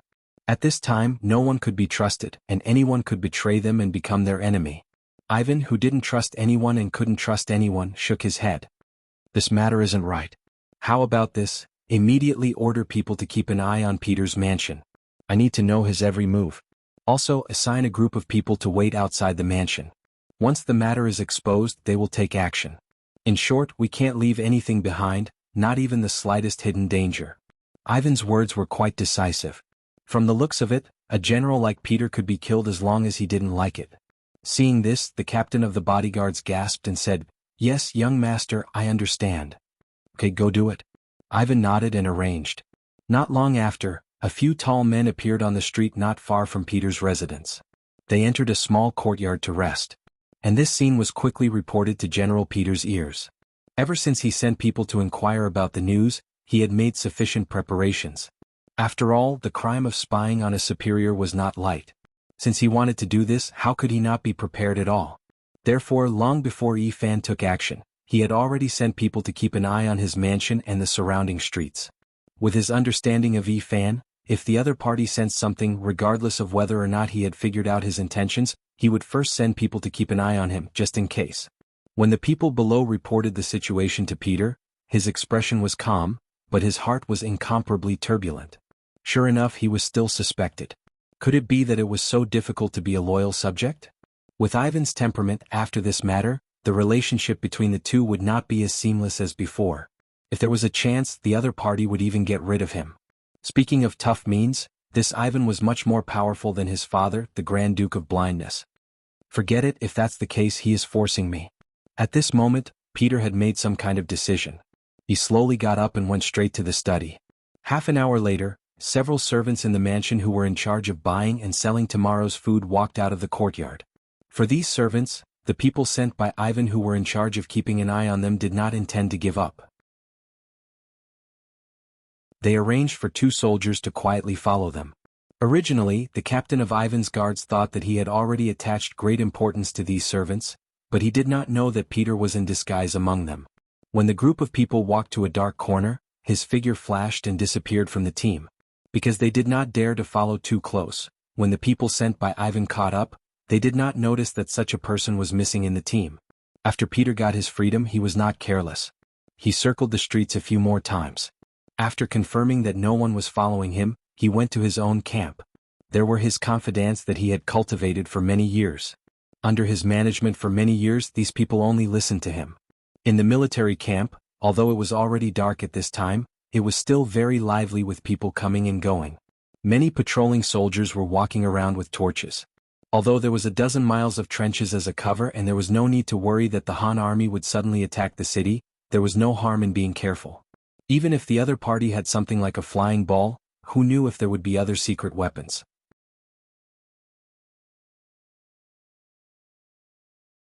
Chapter 1475. When Peter arrived outside the barracks dressed as a servant, several soldiers quickly came forward to interrogate him. When they saw that the person who came was the Supreme General, they were all confused. Peter waved his hand rudely and said to several confidants who had already learned of his arrival, "Keep an eye on these people, as long as they don't act rashly, don't make things difficult for them. The matter of him coming to the barracks must not be spread out. He doesn't trust these patrolling soldiers." Although several confidants were a little puzzled after listening, but since it was the Supreme General's order, they should carry it out without any discount. At that moment, the small group of soldiers unarmed and temporarily watched over them. For Peter, this is nothing more than a trivial matter. At this time, he has stepped into the main tent and secretly met with his confidants here. Although the matter of the black fire released by the flying ball has not yet spread to the barracks, all the soldiers know about it and they are all at a loss. They don't know what kind of fate is waiting for them. Will they be burned to death by the black fire one day? The arrival of Peter undoubtedly brought hope to everyone, at least let them understand that there is something to do. Peter didn't have the slightest intention to hide from his confidants. He told them about the tunnel he obtained, and then said that because he knows too much, he has been targeted and may even be killed at any time. Those who can come to the tent are all Peter's confidants. It can be said that everyone is bound together for good or ill. If something happens to Peter, it can be imagined that their positions will not be guaranteed. Therefore, everyone can be said to be angry. They accused Ivan of disregarding the righteousness and sneaking away secretly, and at the same time, They also complained about the general's experience. "General, if we can't do it, let's rebel." A 10,000-man general named Sydney took the initiative to stand up. Although his voice was not loud, his attitude was very clear. "Yes, General, let's rebel." The other generals also woke up. At this time they all thought of something and said in unison, "Good." To be honest, the Han army has contacted this general before. As long as we are willing to surrender, our lives can be saved. As long as we bring out a part of the property, we can also keep a part of it. Peter nodded with satisfaction and threw out a bait to everyone. The so-called property could be brought out of the country. This was a very plausible explanation. Perhaps the little generals in the army did not have much wealth, but in times of chaos they could rob. Once he got his hands on it, everything would be his. Moreover, Peter had already hinted to them that as long as they could keep a portion of the property they brought out, wouldn't that mean that the good things they snatched this time could be considered their own private property? Even if they turned in some of the good things, the remaining value would be much higher than their own value. The young generals who understood this sentence immediately rubbed their palms together, their faces filled with excitement. Everyone's enthusiasm was aroused, and Peter smiled with satisfaction. If you want the army to listen to you, you have to give them some benefits. Otherwise, why would they work for you? Not to mention that they were dealing with Ivan, the blind archduke who had ruled them for many years. However, it was different with benefits. The Grand Duke of Blindness was nothing more than a synonym for wealth in the eyes of these people. However, robbing was robbing, and there were some things that had to be made clear. At the very least, they could not cause the Han army to be unhappy because of robbing. Everyone remember, you can't rob the things in the palace. Not only that, we have to keep an eye on him. Those things are left for the Han people. What? The generals were puzzled at first, but when they came back to their senses they quickly nodded. They could drink soup, but the Han army must eat meat. Otherwise they would not even be able to drink soup. This was Peter's political wisdom. As the saying goes, it is better to be happy together than to be happy alone. Sometimes, being a little brother is very comfortable. If you don't have the strength to be the big brother, then you will really be a bird that sticks out. Peter's words made everyone come to a realization, and they were still very happy. As the capital of the Rus Principality, Moscow could be said to be the economic, political, and cultural center of the entire force. More than 70% of the country's rich were gathered here. Even if they could not touch the national treasury, there were still many things in the hands of others that could be robbed. With these words, everyone saw a goal, and all the generals rubbed their palms in excitement. It looked like they were just waiting for General Peter's order. This was exactly what Peter wanted. His method of controlling them was very simple, and that was to enjoy the blessings together so that they could face the difficulties together. This time he had to deal with the blind Grand Duke and the one who was said to be a rare genius, Ivan. He had no choice but to do everything carefully. Even so, he did not dare to guarantee that he would win. If the situation had not reached a critical point, he would not have taken such a risk. Of course, there were 200,000 soldiers in the city, and he could not rely on himself. Although he was not sure if he could find helpers, at least he could not let some people ruin his plans. With a rough plan in his heart, Peter began to give orders to the generals, giving them a target to attack. In less than an hour, all the generals were clear about their mission and left the tent. They still needed a certain amount of time to convince the soldiers below to act in concert with them. No matter what the reason was, the next thing was equivalent to a rebellion. Once the people were not united, the possibility of success would be greatly reduced. For this reason, Peter set the time to take action in the middle of the night. That was when the army's defense was the most lax, and there would be enough time for the generals below to arrange everything. Peter himself took advantage of this short period of time to take out the two items on his body, namely his saber and jade pendant. These two items had been with him for many years and never left his side. After taking out these two items, which were enough to win the trust of others, he called over several of the most trustworthy guards in the army and had them take these items to Supreme Generals Boris and Sergei, asking them to meet him in his own residence. After doing these things, Peter once again changed into the mansion's servant clothes and returned to the mansion. On the way, he successfully met up with the mansion's servants who were taking food, and then returned to the mansion without anyone noticing. After this series of actions, the people that Fan sent to follow them didn't notice too much. Perhaps they never thought that the servants who left the mansion could play any tricks, so they didn't take it seriously. They only followed from afar and didn't even count the number of people. Peter was able to return to the mansion.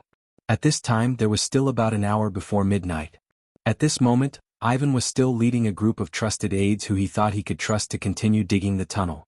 It must be said that the progress of this work wasn't very fast. Because of the cover-up, just the work of taking out the soil and sending it out took a lot of time. But under Ivan's personal supervision and urging, the tunnel was about to be completed. Perhaps it would be completed in 3 days. At that time, Ivan would bring out his ambitious and ruthless character, abandon everything now and leave this place. While Ivan was constantly urging everyone to speed up, Boris and Sergei each brought 4 guards to Peter's mansion. When Peter heard that the 2 generals came as promised, he couldn't help but let out a long sigh of relief. He was really worried that the 2 of them wouldn't come. If that was the case, whether his plan would succeed was really unknown. But now it was different. Their arrival meant that his plan was closer to success, and he was more confident. Men, invite them in. No, this general will personally invite them. Peter stood up and strode out to welcome them. The 3 generals were seated in a triangular formation in an inner hall that wasn't very spacious. Peter personally poured wine for 2 of his comrades. Then, without saying a word, he downed the wine in one gulp. Then, he took a bite of the delicacies that were already on the table and sighed in satisfaction. Oh, the wine is good, the dishes are also good. Seeing Peter's actions, neither Boris nor Sergei moved. They just stared at him with a puzzled and somewhat guarded expression. After all, it was a special period, and it was already a taboo for the generals to gather in private. If it weren't for the token, they might not have come even if Peter personally invited them. It was because they saw the token that they thought that something had happened to Peter. That was why they decided to come and take a look. Since Peter was fine, they had to be more careful. If they accidentally fell into a trap, they would be too stupid. The 2 generals didn't drink, and Peter couldn't help but laugh. What? Am I not worthy of your trust? While speaking, Peter intentionally looked at the empty wine glasses of the 2 generals, as if he had just finished the wine in front of them and proved that there was no problem with the wine. So what were they worried about? Speaking of which, this time I took the risk to invite the 2 of you here because I have something to tell you. To be honest, this will be the last time I will sit down and drink with the 2 of you. Just treat it as an extra thought. How about we have a drink together? Peter said as he reached for the wine jug as if he was going to pour more wine. He could see that even though they seemed to have a good relationship, no one actually trusted each other. Since that was the case, he didn't feel any psychological pressure to use the 2 of them. Wait, let me do it. Sergei interrupted Peter's actions and reached for the wine jug with a smile on his face. He first shook it lightly, then casually furrowed his brows. Is this all you have? How can it be enough for the 3 of us?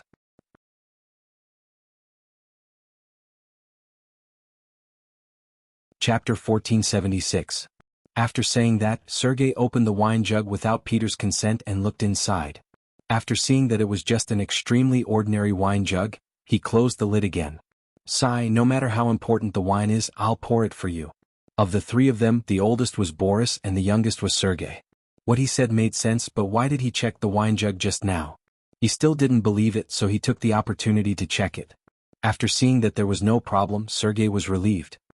He cast a reassuring look at Boris, who had been sitting there without moving, then he began to fill the 3 wine glasses on the table.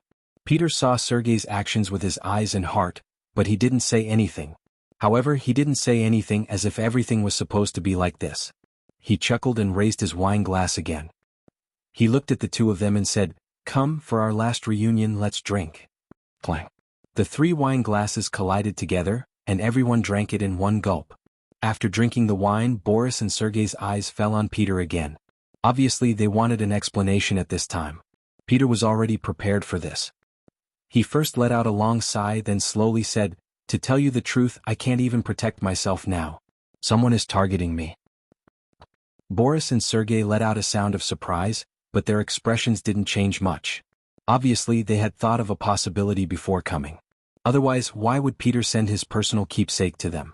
But even so, the 2 weren't nervous. First, they didn't do anything wrong, and second, they didn't believe that the Grand Duke of Blindness or Ivan would casually touch them. Especially when Peter was about to be dealt with, the people in the army must be unstable, so their position should be safer.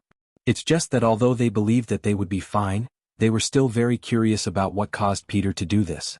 In a sense, the 3 of them were all in the same situation. They were all generals trusted by the Grand Duke of Blindness and given military power. Peter saw the performance of the 2 and he sneered in his heart. Sure enough, their performance did not exceed his expectations. Sure enough, it was like this. Don't look at how they usually had a good relationship, as if they would advance and retreat together no matter what happened. However, when one of them really got into trouble, the so-called unity of heart would become problematic. The other two would also not sacrifice their entire family's lives and their own political future for one of them. This was also good. When Peter did what he wanted to do next, he wouldn't have to worry so much. If he still had some guilt in his heart just now, then he had completely let it go and let it go. Even though he had already made up his mind and had already done so, Peter still sighed and slowly told them about Ivan secretly digging a tunnel out of the city.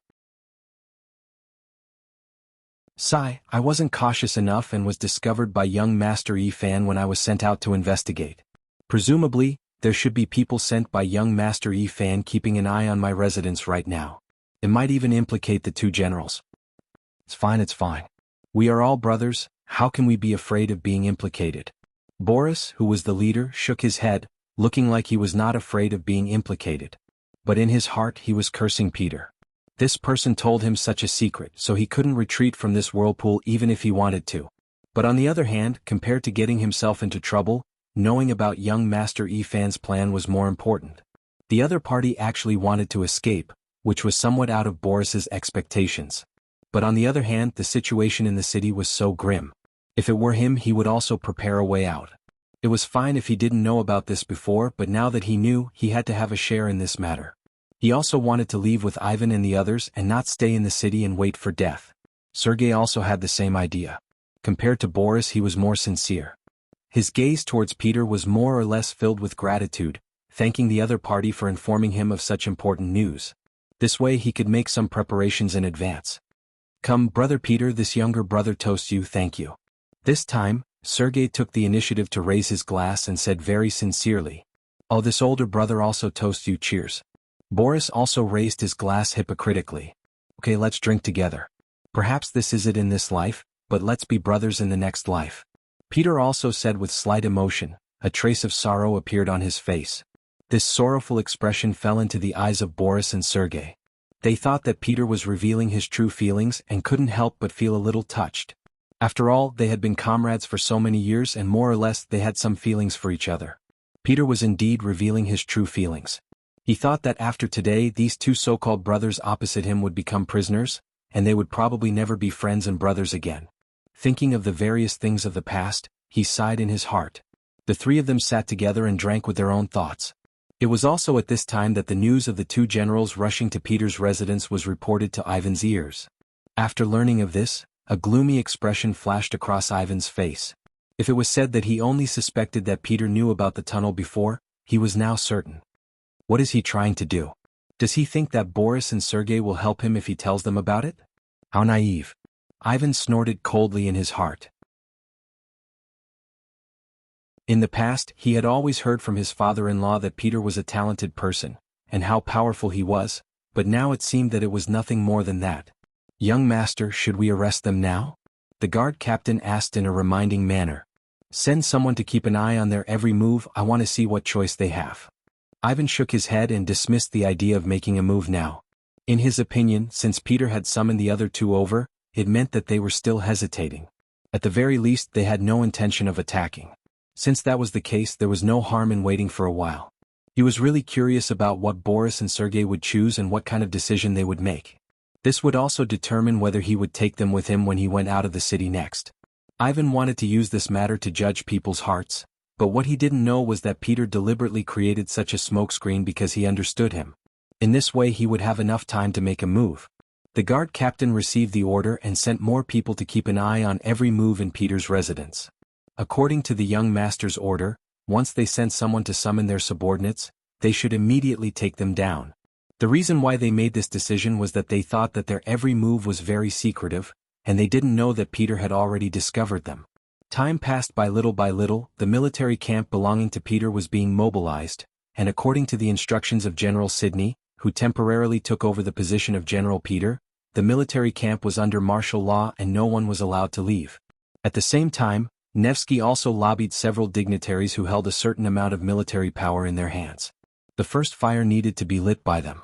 Although the blind Grand Duke trusted Boris and the other two generals, according to the management mechanism of the army, he still arranged people outside each military camp to keep an eye on everything. This was the principle of using people with suspicion, and using people with suspicion. For example, once Sydney made a move, the news would reach the ears of the blind Grand Duke as soon as his army left the camp. In this way the other party could make some targeted measures in a very short time. So no matter how one looked at it, the military camp shouldn't make the first move, so this task fell into the hands of Nevsky and the other dignitaries. There was still a quarter of an hour before midnight, and the generals in Peter's military camp had already arranged everything.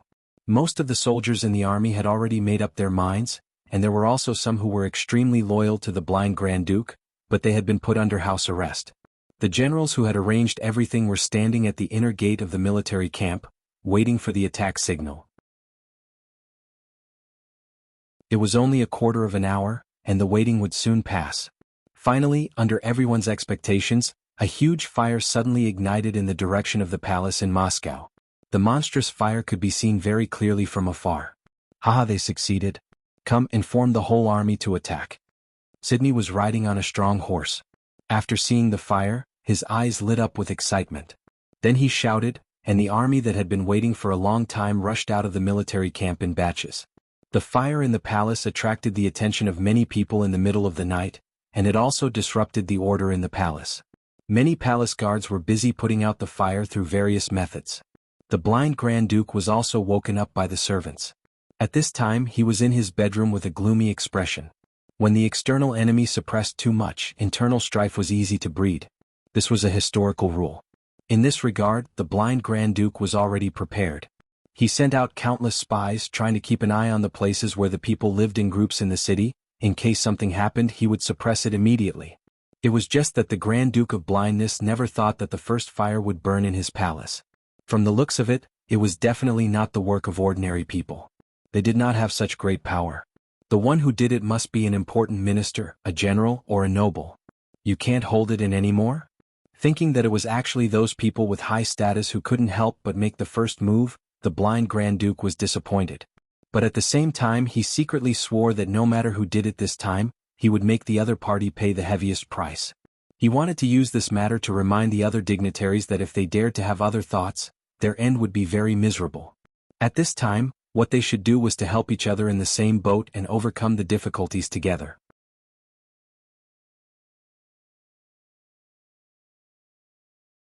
Chapter 1477. Men, quickly summon the three great generals for a meeting, the Grand Duke of Blindness said calmly. The palace guards went to pass on the message. And just as they received the order and left, young Master Yi Fan also came to the palace and saw the Grand Duke of Blindness sitting there with an ugly expression on his face. Father-in-law, are you okay? I'm fine. An amiable smile appeared on the blind Duke's face. No matter how angry he was, as long as Ivan appeared in front of him, it would seem that all his anger would dissipate. It could be said that he didn't just like his son, he doted on him.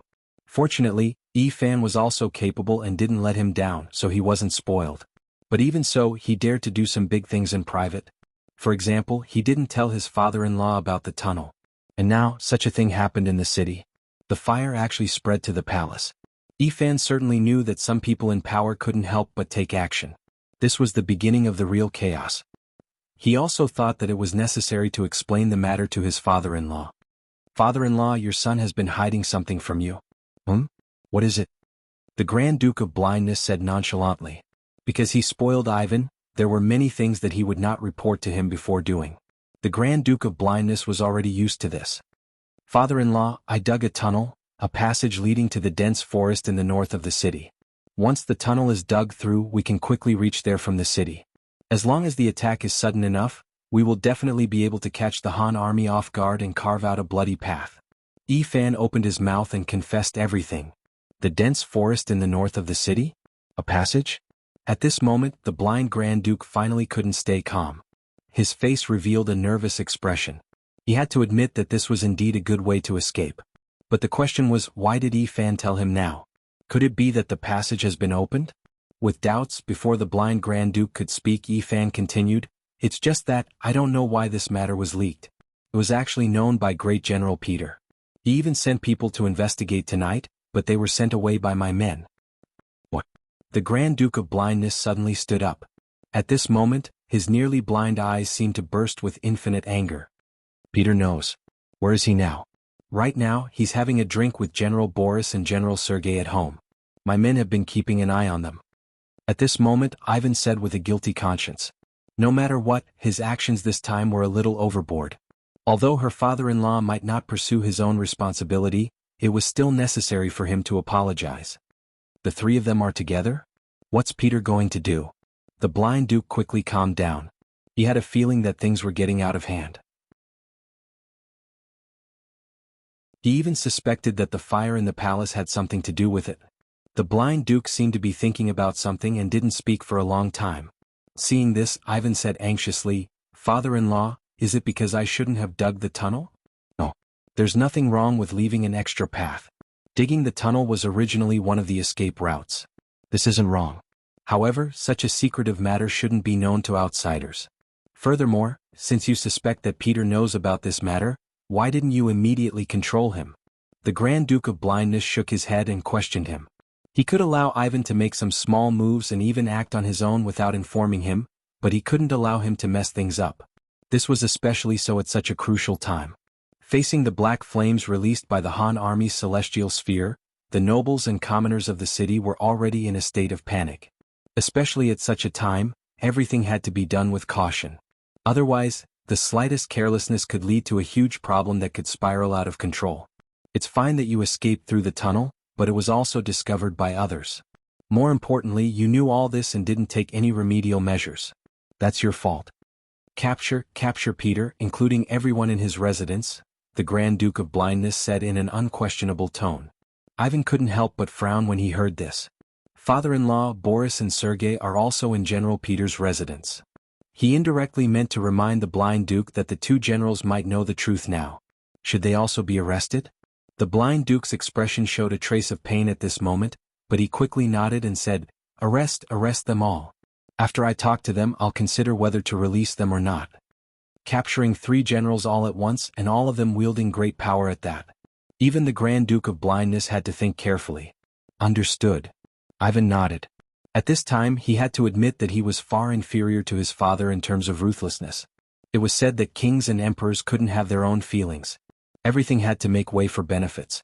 It seemed that this was indeed the case. After Ivan received the mission, he was about to bring his men to Peter's mansion. But before he could bid farewell to the Grand Duke of Blindness, he saw a guard captain rushing into the main hall with a panicked expression. Reporting to the Grand Duke, there's a mutiny in General Peter's barracks. They rushed out of the barracks and ignored our warnings. They are running in the city, and their destination seems to be our palace. This is bad. Ivan's expression changed drastically. The worst situation still happened. The blind duke's face also became much gloomier at this moment. But he quickly returned to normal. Don't be afraid, we'll deal with whatever comes our way. Peter alone can't overturn the sky. How about this, Ivan? Immediately mobilize your soldiers to guard the palace. At the same time, find the soldiers who are familiar with Peter's generals and ask them to help persuade them. I believe these people will know what to do. The Grand Duke of Blindness was indeed not panicked, because he knew very well that although Peter was also a general with great power, all of his power had been given by him, and the soldiers under him had also been given by him. Since he could give it now, he could take it back when he needed it one day. Ivan was infected by his father-in-law's calmness. It seemed that even if the sky fell, he wouldn't be afraid. He quickly nodded and went to gather the army. The blind duke sat high in the hall. He had to wait for this rebellion to subside. Otherwise he wouldn't be able to rest. In Peter's mansion, Boris and Sergei also heard the commotion outside. At that moment, the two of them had unsightly expressions. Could it be that Peter's military camp had already made a move? If that was the case, the meaning of them staying here would be completely different. If they stayed here, would it make people think that they were already accomplices? If that was the case, based on their understanding of the Grand Duke of Blindness, it would be impossible for them to stay out of this matter. On the other hand, Peter was drinking contentedly, not caring that Boris and Sergei wanted to eat him. Of course, the reason why he could be so calm was all because of the 8 murderous guards in the room. With these guards in hand, Peter wasn't afraid that some people would use force on him. Even if he couldn't use force, he wasn't afraid at all with just his mouth. At this moment, the more Peter didn't seem to care, the angrier Boris became. He felt that he was being used. As for Sergei, he couldn't hide his emotions and directly asked, "Peter, what do you want? Are you trying to drag us into a rebellion with you?" Such a shout finally shocked Peter. He also put down his wine glass, slowly raised his head and looked at Sergei. How can this be called a rebellion? This is looking for a way out. Or do you think that under the attack of the Han army, the Blind Duke's regime can still be maintained and developed? You. At this moment, Sergei was actually a little speechless by Peter's question. That's right, in the face of the black water that was simply impossible to guard against, and even impossible to guard against, they were completely powerless to resist, and could only passively wait for the black water to burn. If they were lucky, they might be able to live for a few more days, but once the place where the provisions were stored was burned, then chaos in the city was inevitable. If that was the case in the situation where everyone wanted to live, who would care about who the Blind Duke was? As for what he said, no one would listen to him. Sergei shut his mouth and his face turned red. Boris finally spoke up. Peter, even if that's the case, we should think of other methods such as breaking out of the encirclement. After all, we have an army of 200,000 soldiers and plenty of firearms and cannons. If we bring them out, we might be able to carve out a path of blood. This time Peter didn't speak out against it. Instead, he nodded in agreement. That's right. However, he did not know if General Boris had thought about the possibility of breaking out of the encirclement. Even if we break out, we still need someone to charge and cover the rear. If that's the case, how many of us can survive? I don't want to gamble on my luck. If I'm arranged to charge or cover the rear, I'm afraid it'll be too late to do anything. Boris, who originally wanted to say something, didn't say anything. With the Blind Duke's trust in him, he was confident that he wouldn't do those dangerous things. However, nothing was absolute. If he was really given such a dangerous mission, would he still be able to say no? If he really did that, the Grand Duke of Blindness would be the first person to not forgive him.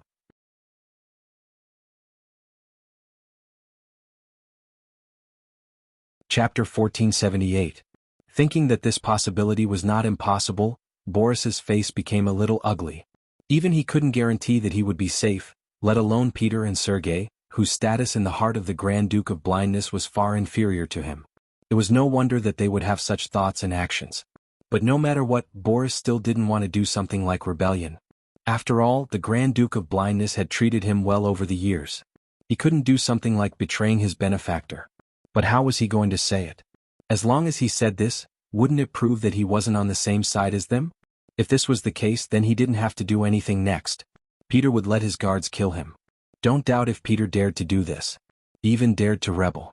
What else wouldn't he dare to do? The two of them suddenly stopped talking. Peter's face had a little more smile. He knew that he had only convinced the two of them initially, but it was still far from being able to do big things with them. So he changed his tone and said, "Brothers, now that things have come to this, I have no choice but to do this.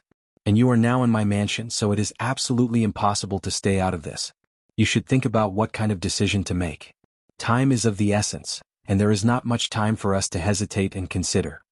Since the flag of rebellion had already been raised, they couldn't stop. Otherwise, they would be handing their lives over to others. Peter would never do such a foolish thing. So there were only two paths in front of the two. One was to follow him, and the other was to oppose him and be killed now. Well, 15 minutes. Please make a decision voluntarily. No matter what the decision is, I will accept it. As if he had just said a very ordinary sentence, Peter sat back down after saying this. He picked up the wine glass again and drank slowly. What do you mean by, I will accept any decision?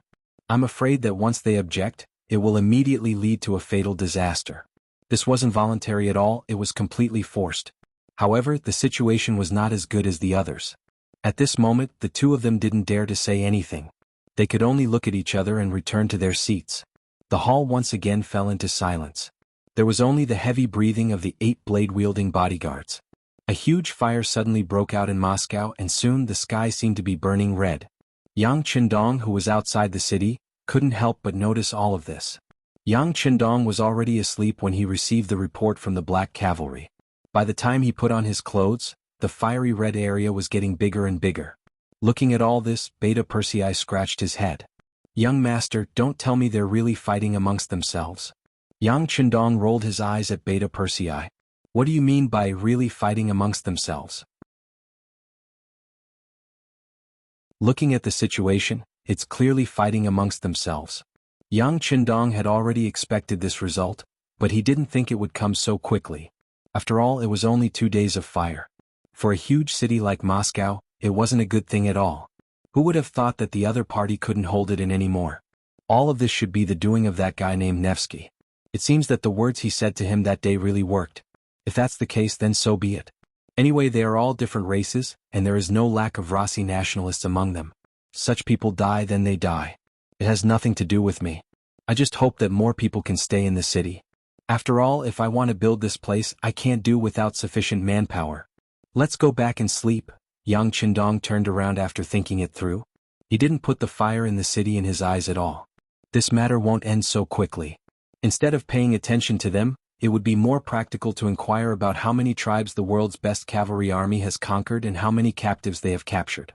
In Yang Qindong's eyes, even if there was an internal conflict in Moscow, it wouldn't be resolved in a short time. Now was not the time to make a move. At this moment in the city, 15 minutes had passed. Peter was looking at Boris and Sergei, waiting for them to make the final decision. Time's up, generals, please make the final decision, Peter said unhurriedly. Peter spoke unhurriedly, but the 8 guards beside him were already sharpening their swords, as if they would immediately turn on each other if they made the wrong choice. The 2 generals didn't look too good at Peter's pressing. In such a situation, no matter what decision they made, they would feel threatened. However, this was the truth and they couldn't resist. The more careless Peter was, the more they could feel the murderous intent behind him. Forget it, since we are going to die anyway, we might as well fight it out. But I don't know if the Han army will accept our surrender. Finally, General Sergei couldn't remain calm and made a choice. Hearing this answer, Peter was very happy. Brother Xie, don't worry, the Han army has already contacted us. They said that as long as we can bring the heads of the Blind Duke and Ivan to them, not only will our safety be guaranteed, we will also be able to keep a part of our property. You actually contacted the Han army in advance? This can't be fake, right? At this moment, even Boris was a little moved. He couldn't believe that Peter was so well prepared. However, he didn't seem to have any opportunity to contact the Han army. Don't tell me he's lying. Peter naturally heard the suspicion in Boris's voice. He knew that if he didn't explain things clearly, he wouldn't be able to convince the 2 of them. After thinking for a while, he told them about how Nevikov went to the Han army camp as a peace negotiator and discussed the terms of surrender with the other side. So it's like that? Hearing that it was done by Nikev, Boris really believed it. According to his understanding, Nikev was definitely capable of doing such a thing. He was living under someone else's roof and he was so well prepared. Considering that the Blind Duke had prepared an escape route without informing him, the choice he should make was very clear. He didn't seem to have any other choice. Okay, if that's the case, I will listen to General Peter. Boris finally nodded. At this moment, Peter couldn't help but breathe a sigh of relief. He was really afraid of making a move against the number 1 general of the Ross Duchy. The other party's influence in the army was too great. If he couldn't be friends, then he could only be killed. He definitely couldn't be an enemy. Fortunately, he didn't disappoint and convince the other party. Overjoyed, Peter nodded to the personal guard beside him. Very quickly, someone brought over a pen and paper. In front of the 2 generals, Peter drafted an agreement in triplicate, with the signatures and fingerprints of the 3 generals on it. In the Ross Duchy, the effect of a contract was still very strong. If someone violated it, then they would lose their credibility and would no longer be trusted by others. With this, Peter finally felt relieved. Then the 3 generals could finally sit down calmly and discuss how to rebel. This result was somewhat out of Peter's expectations. Originally, the 3 of them wouldn't have any cooperation, and he was even prepared to take action. He didn't expect that they would actually choose to rebel with him. This was something he didn't even dare to think about before. He didn't know that everyone had a desire to live. Moreover, this time, Ivan didn't inform them about the tunnel. This was enough to prove that when Ivan really wanted to leave, he might not necessarily bring them along. Since Ivan had already abandoned them, why should they stick their hot face to some cold ass? In any case, the 3 generals sat down together and quickly came up with a plan. Time waits for no one. The situation outside was getting more and more chaotic. Who knew what would happen as time passed? Moreover, the Blind Duke ruled the Rossi duchies. How could he be so easy to deal with? How could they not defeat him quickly? Accidents could happen at any time. In less than half an hour, the 2 generals left Peter's mansion. On the street, they saw the corpses on the ground. Judging from the clothes of those people, they should be the soldiers under Ivan. These people were obviously killed by Peter's soldiers. The civil war had already begun. Under Peter's arrangements, the troops sent by Ivan to capture the three generals were all intercepted outside the mansion. This also indicated that the conflict would escalate. If they didn't fight to the death, it would be impossible to stop the war and there would be no result. At this time, outside the palace, the sounds of killing were also incessant. West Delhi led a group of soldiers to launch fierce attacks again and again. It was just that the palace had long been on guard against outsiders, and the defense of the palace was so tight that it wasn't easy to take it down. In this terrain that was easy to defend and difficult to attack, Ivan's army had also been mobilized. Together with the palace guards, they put a lot of pressure on West Delhi, and the latter's casualties began to increase. "General, this won't do. The city walls are high and the arrows are sharp. Thousands of our brothers have already died." Seeing wave after wave of soldiers charging forward and then falling down in groups, and seeing their comrades who were talking to them a moment ago turn into corpses, many of the young generals had anxious looks on their faces. There were even some who began to waver in their hearts. They were already considering whether what they were doing was right or wrong. Right now, they were only facing Ivan's army and the palace guards. Once Boris and Sergei's armies joined in and began to surround them, the final result would most likely be defeat and death. As a rebel, one didn't even need to think to know what the consequences would be. "We can't retreat. We have to believe in the general." West Delhi shook his head firmly as the commander of the front line. However, the look of anticipation in his eyes from time to time betrayed his heart. He believed in General Peter, but how long had it been? Why didn't the general show up?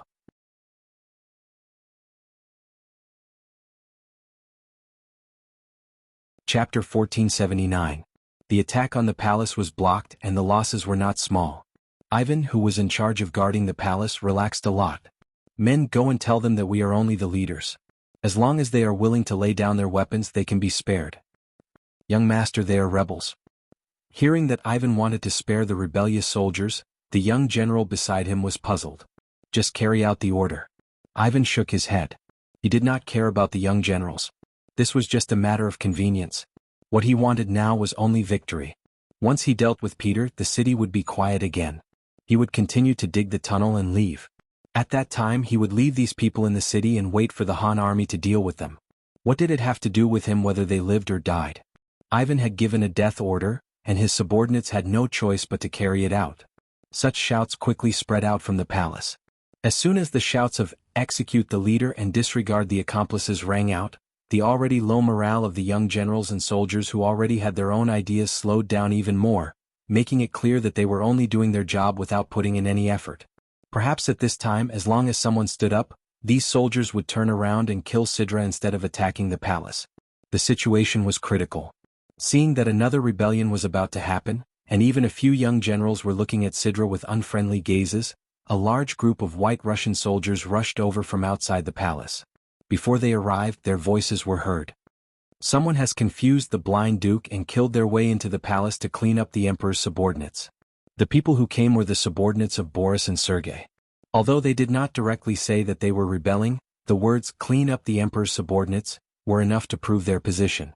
At some point, Peter had already arrived at the front line and came to Sidra's side. His expression was very calm. "Don't panic. They are here to support us. Continue to attack." Peter's appearance was undoubtedly a stabilizing force, causing the commotion in the army to stop. Everyone did not have any other thoughts. They cooperated with the other two armies and attacked the palace again.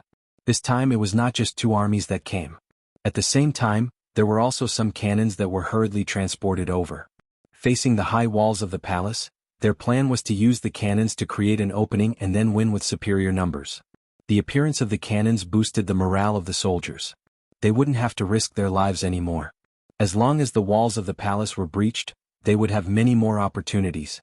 At that time, it would be the time for them to utilize the advantages of infantry in close combat. With the reinforcements, the morale of the rebel army soared. On the other hand, the situation of the White Russian army in the palace became dangerous. When the blind Grand Duke learned that Boris and Sergei had betrayed him, he finally lost his temper. He smashed an expensive porcelain on the table in front of him and threw it to the ground. Ivan, who was standing below, was also full of regret. At the end of the day, this matter was still caused by him. If he hadn't secretly dug the tunnel and was caught, this wouldn't have happened. "Father-in-law, I want to leave the palace and have a chat with the two generals," Ivan said as if he had made a decision. He only mentioned the two generals. Obviously, he had pushed Peter away, which proved that he did not intend to forgive this person. No. How could the blind Grand Duke not know what Ivan meant?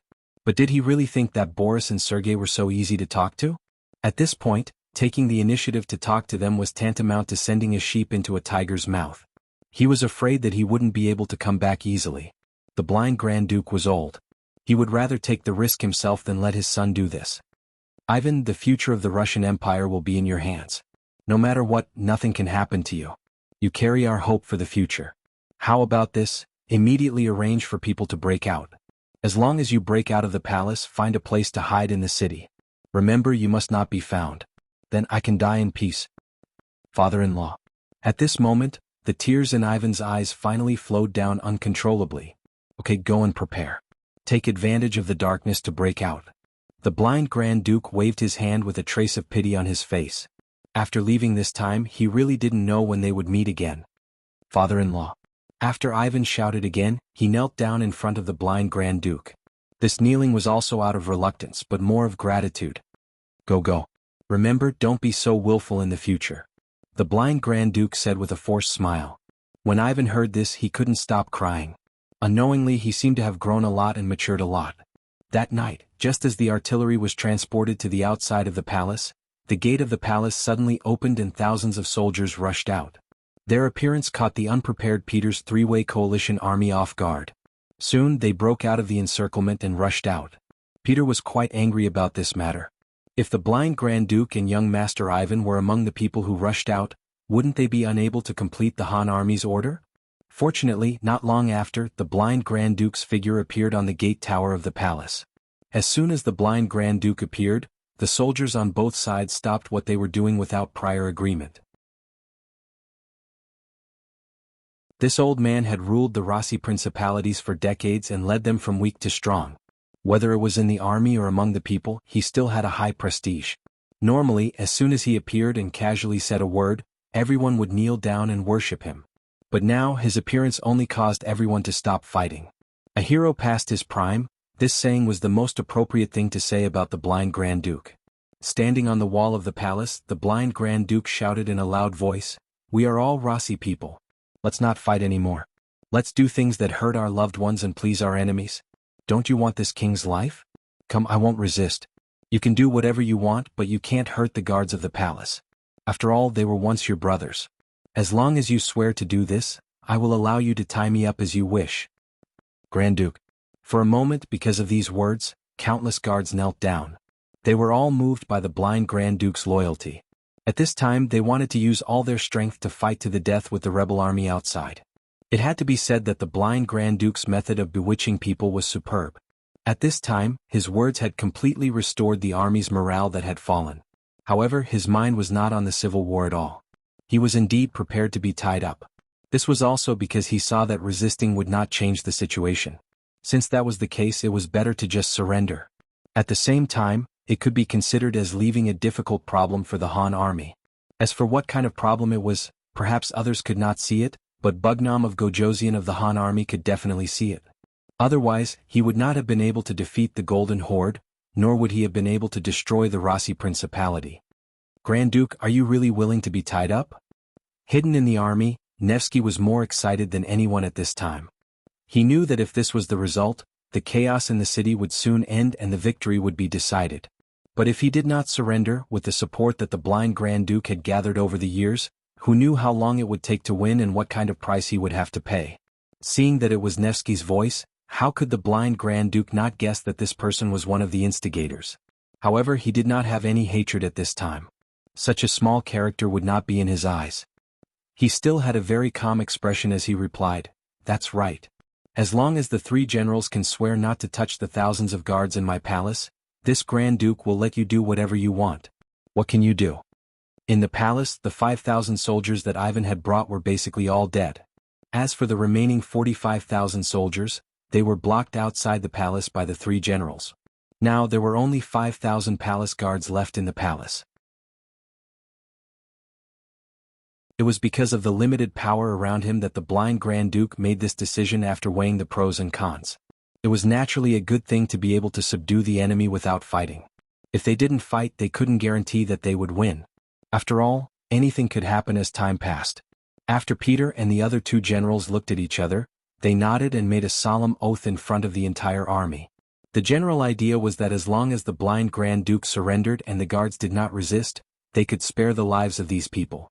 Of course, the oath made in front of so many people was valid. If anyone violated it, they would be hated by both humans and gods. The blind Grand Duke was very satisfied with this result. He immediately walked out of the palace and came to Peter and the other two generals. Seeing the Grand Duke of Blindness striding over and looking at them with his extremely low vision, Boris and Sergei lowered their heads at the same time. Even Peter, who was very mighty just now, turned his head to the side, not daring to look directly at the Grand Duke. In the end, Nevsky took the initiative to stand up and ordered the guards around him to subdue the blind Grand Duke. With the fall of the palace, the overall situation was set. After finishing the important matter, Nevsky sent people out of the city overnight. At dawn, they reported the news to the Han army camp outside the city and to Yang Qindong, who had just woken up. "There's a result so soon?" Yang Qindong asked in surprise. In his eyes, whether it was the blind Grand Duke or the future Ivan the Great, they were all famous figures in the history of the Ross Kingdom. How could such people be so easy to deal with? Even if someone said that this civil war would last for 10 days, half a month, or even longer, he would believe it.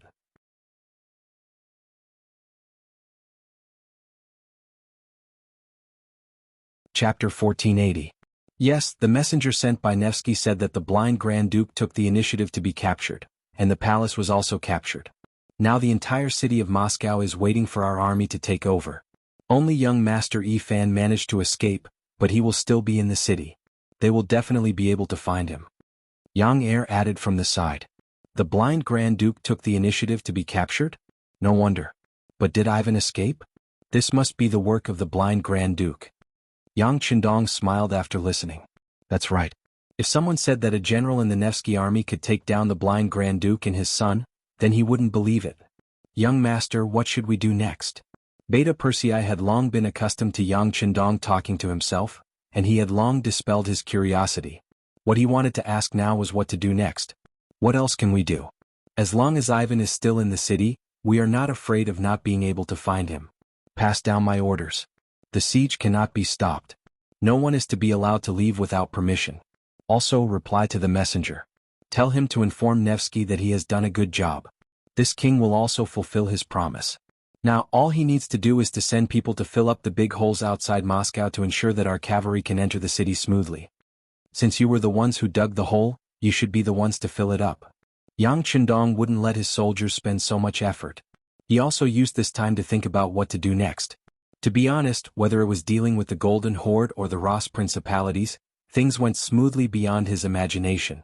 Yang Qindong was confident about the final victory, but to be able to solve the problem so quickly, this was the important role of the three basic factors. First, the 5-star army has the most powerful weapons in the world, whether it is the power of the flintlock, the fierceness of the artillery, or the hot air balloons, they are far beyond the products of this era, and therefore can achieve the role of destroying the enemy on the battlefield. Secondly, there were many veterans in the 5-star army. They had been on the battlefield and were not afraid of death. The benefits of military merit were generous. Under such good conditions they could even display their own strength.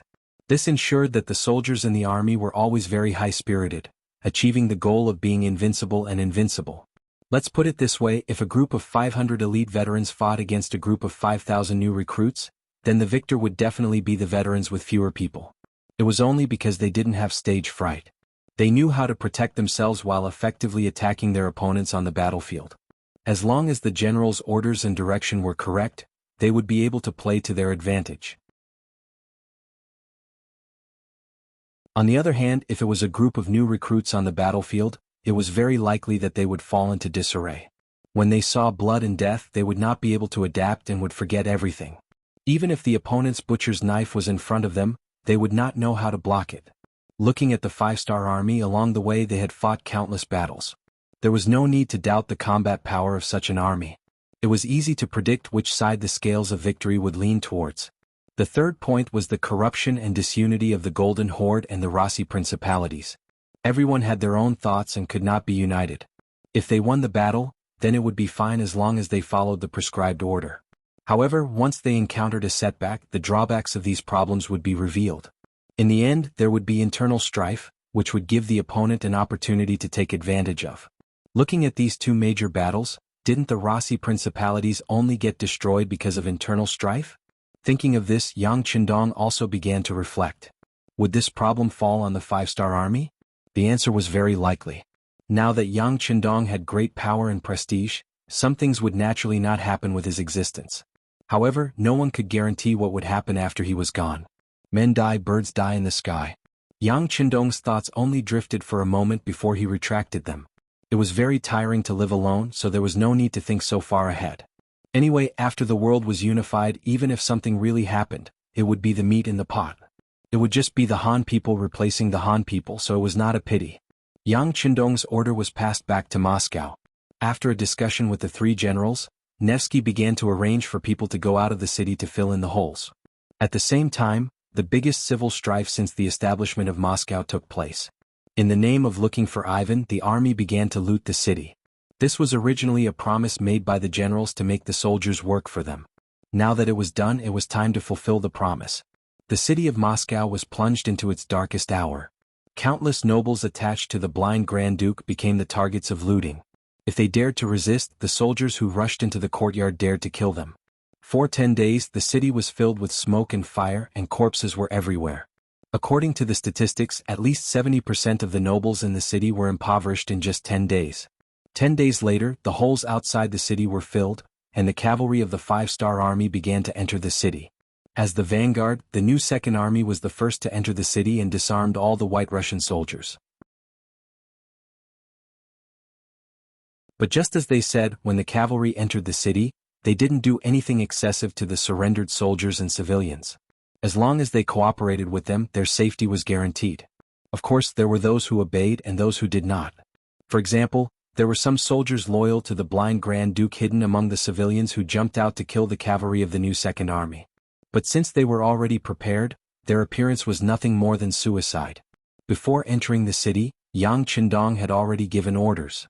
Although Moscow had fallen, there were still many opposing forces in the city. So unless everyone in the city was evacuated, the danger would not be eliminated. Killing intent could appear at any time and fighting could happen again at any time. With Yang Qindong's orders, how could the cavalry of the new Second Army not be careful? In addition, with the armor on their bodies, ordinary swords, spears, and arrows could not hurt them unless they were at close range. This caused the opposing forces in the city to suffer heavy casualties in the end.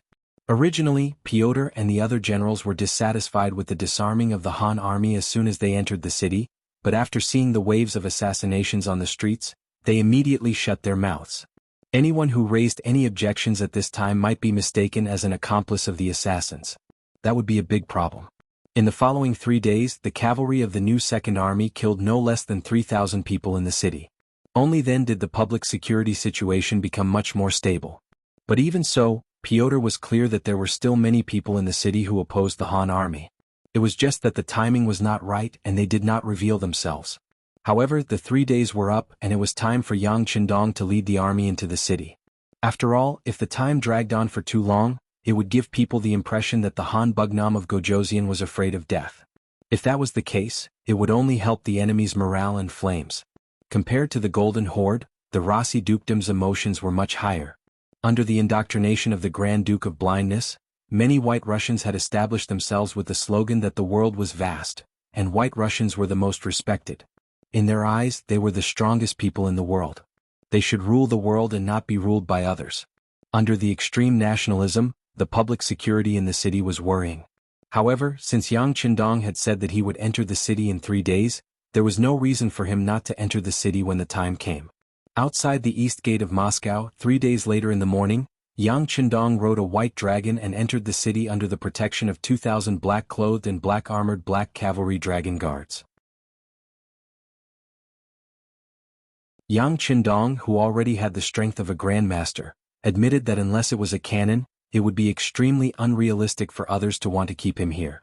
Even so, as long as he was prepared, he could move into the warehouse at any time. This was truly a self-preservation weapon. With this kind of capital, even if it was a dragon's pool or a tiger's den, he would still dare to charge in. Not to mention, Moscow was currently filled with the new Second Army's 5-star army cavalry. What was there to fear? At the city gate, Nevsky, Pyotr, Boris and Sergei were already waiting in a welcoming formation. When Yang Qindong appeared here, they were still some distance away. However, these people all knelt on the ground. Some of them didn't even dare to raise their heads, let alone move to show their sincerity. Now they were at the mercy of Yang Qindong. Even if Yang Qindong changed his mind and wanted to kill them all, these people would have no power to resist. Since that was the case, there was no other way other than to willingly submit to him. Get up. Riding a white dragon, Yang Qindong appeared in front of a group of Russian officials and spoke in Russian.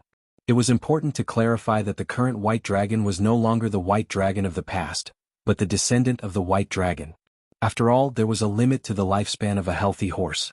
Although the old white dragon was not dead yet, it was not as fast as it used to be. Fortunately, after conquering so many places and conquering so many territories, the white dragon had already found a suitable mate for the next generation of white dragons, which was already ready for service. But without exception, the owner of the white dragon could only be Yang Qindong. No one else had the authority to ride on them. The high and mighty Yang Qindong greeted the group of Russian officials in Russian. Only then did these people who were kneeling on the ground stand up in trepidation. "Come, give me a horse and we will tour the city together," Yang Qindong said to Beta Persei and the others in Mandarin with a smile on his face. Being able to ride a horse with Bugnam of Gojosian was a very glorious thing. At least, that was what the generals of the 5-star army thought. And now, this treatment was given to these surrendered officials, which made many people envious.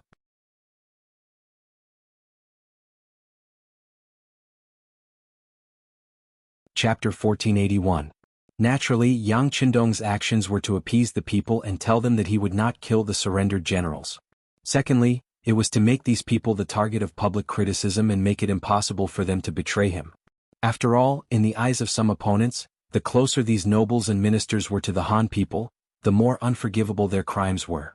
Perhaps some people in the crowd understood this and their faces became ugly. However, for those who were determined to surrender like Nevsky, they did not think so much. Hearing the treatment given by Yang Qindong, they all got on the horse happily, their faces full of excitement. With someone taking the lead, even if the others were unwilling, they could only choose to get on their horses. After all, compared to angering those staunch nationalists, Bugnam of Gojosian in front of them was not to be trifled with. He could kill them at any time. Everyone got on their horses and Yang Qindong began patrolling the city with these people. Xia Bei, who had already been instructed, had already planned the route. On the wide road in the city, there were fully armed new Second Army cavalry soldiers on both sides of the road. They were responsible for the security of the periphery. The 2,000 black cavalry soldiers were protecting Yang Qindong, and were responsible for the safety of close quarters. Under such a formation, unless it was an attack from cannons, even a group of soldiers with guns could not threaten Yang Qindong's safety. Even so, along the way they still encountered a total of 13 attempts to assassinate them, big and small. Some of them were killed by the new Second Army cavalry as soon as they appeared. Some of them relied on their numbers to break through the periphery, but the black cavalry soldiers drew their swords and mercilessly attacked, killing the white Russian soldiers on the streets.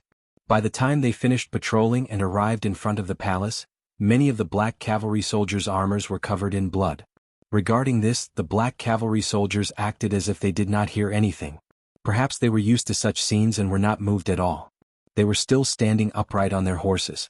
When Nevsky and the other nobles saw this scene, their bodies trembled, and they looked at Yang Qindong with reverence.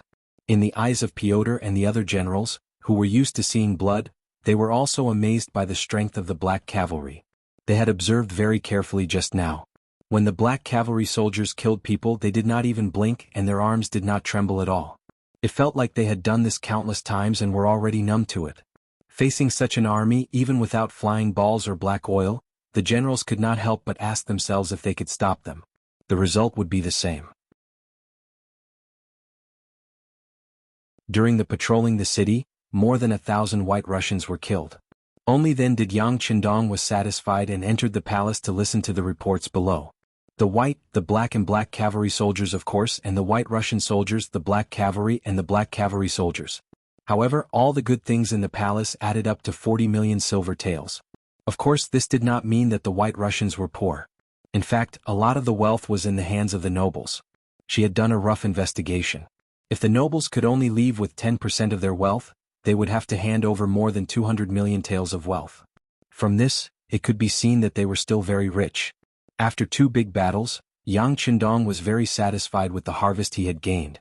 Especially in the battle against Moscow, he had only sent out 2 flying balls and dropped some black oil. His side had not suffered any losses, and yet he had gained so much. It seemed like it was really worth it. In his joy, Yang Qindong looked at Shibi and said, "Apart from taking out a portion of the spoils for the army to continue expanding, the rest will be split equally between you and Crimson City to develop this place." Hearing that he could keep half of the spoils, Shibi was naturally overjoyed. Yang Qindong had told him about the establishment of the new Second Army. Now that he had so much wealth to support him, if he did not do well, he might as well go home and be a farmer. Shibi was very happy. Yang Qindong also made a request. He wanted this place to undergo a small change every year, and a big change every 3 years. He wanted to make use of the vast land here to become Yangtze's granary. Not only that, but there were also many forests and rich minerals. This place would also become Yangtze's heavy industrial zone. In the future, some of the heavy industrial factories in Crimson City would move here. As the owner of this place, Shibi had to be ready to welcome and cooperate. In order to let Shibi do his work better, Yang Qindong not only gave him the position of commander of the new Second Army, he also gave him the position of governor of the Eastern European province. Yes, the land where the Rossi principalities and the Golden Horde were located was merged into a new province called the Eastern European province. In comparison, the area it occupied was far larger than any of the provinces under Yangtze's control. Giving such an important position to Shibi showed how much importance he attached to this place. Shibi knelt down on the spot to express her gratitude. At the same time, she promised that she would do her best to live up to Yang Qindong's kindness of recognizing her and promoting her. Yang Qindong did not doubt Shibi's loyalty. If Shibi had other thoughts, she would have surrendered when she was surrounded by the Ming army. Shibi only trusted Shibi. If Shibi gave her too much power, there would be accidents. Yang Qindong proposed that officials from Crimson City and other provinces would be sent to cooperate with Shibi. Not only that, but the position of governor of the Eastern European province would also have to be given to Shibi. A person could be a political and military leader during special times, but it would not last long. In this regard, Shibi naturally agreed. If Shibi was allowed to continue working, why would he worry? It was not a good thing for a person to have too much power. Shibi did not want to live in fear every day. After Shibi's other matters were settled, Yang Qindong held a meeting with Nikovsky and the others. Yang Qindong took out all the regions except Crimson City for everyone to choose. According to Yang Qindong, these people could not stay in the Eastern European province. Otherwise he would not be at ease. These people would also live very carefully. It would be better for them to move out and choose a new place to live. They would face an unfamiliar environment there. They would not be able to find their people there. They would not even be able to find people who could speak Russian. They could only communicate in Chinese. In the end, after a few years, they would gradually assimilate into the third-class Han people. Everyone was relieved that Yang Qindong had given them a way out. Not to mention, Yang Qindong had allowed them to take away 1/10 of their current wealth. With money they wouldn't have a bad life anywhere. At that moment, everyone began to choose a new place to live in. Fortunately, Yangtze's territory was large enough for everyone to choose. They would not have a chance to meet again. During this time, Pyotr, Sergei, and several other important generals also expressed their desire to continue serving in the army. They were different from Boris. Boris was indebted to the Grand Duke of Blindness. Now that he had betrayed his old master, how could he still serve the Han people? But Pyotr and Sergei were different. They were still in their prime and wanted to make a name for themselves. Especially after seeing the strength of the Han army, they wanted to join and make a name for themselves. For this kind of request, Yang Qindong did not hesitate to refuse. The reason why he used the generals of the Golden Horde was that they had been leading cavalry for many years and were truly valiant generals. Secondly, they were uncultured and thought that whoever fed them was the master. Of course, they would be easy to control. But the generals of the Russian Empire were different. They were influenced by the Grand Duke of Blindness and knew right from wrong. People with ideas like these were dangerous existences who could be stabbed in the back at any time. Not to mention, these generals were used to commanding firearms. In Yangtze, the main force of firearms was the cold front. How could such an elite be led by someone from a different race? After Yang Qindong rejected them without hesitation, Pyotr, Sergei, and the others could only suppress this idea. Fortunately, they had looted a lot of good things in the city over the past 10 days. Even if they only kept 1/10 of what they had, the rest was still a shocking amount of wealth. They could live well wherever they went. After making arrangements for the higher-ups of the Russian Empire, the Grand Duke of Blindness, who was detained in the prison, was brought out and sent to the main hall that he used to lead. The difference was that he was no longer the master of the main hall. Instead, he was a prisoner.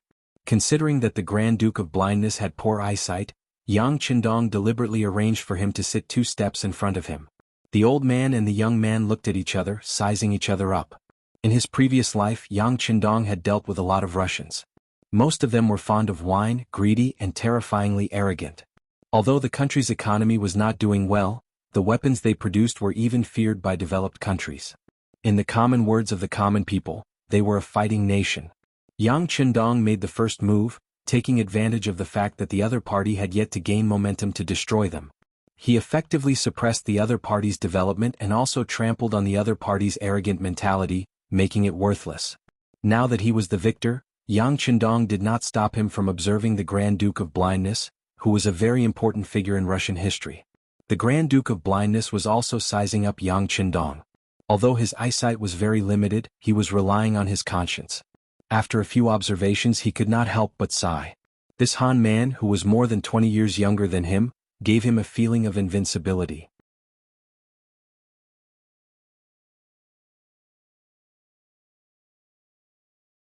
Chapter 1482. Such a person would not make people feel threatened by his every move and would even make people want to get close to him.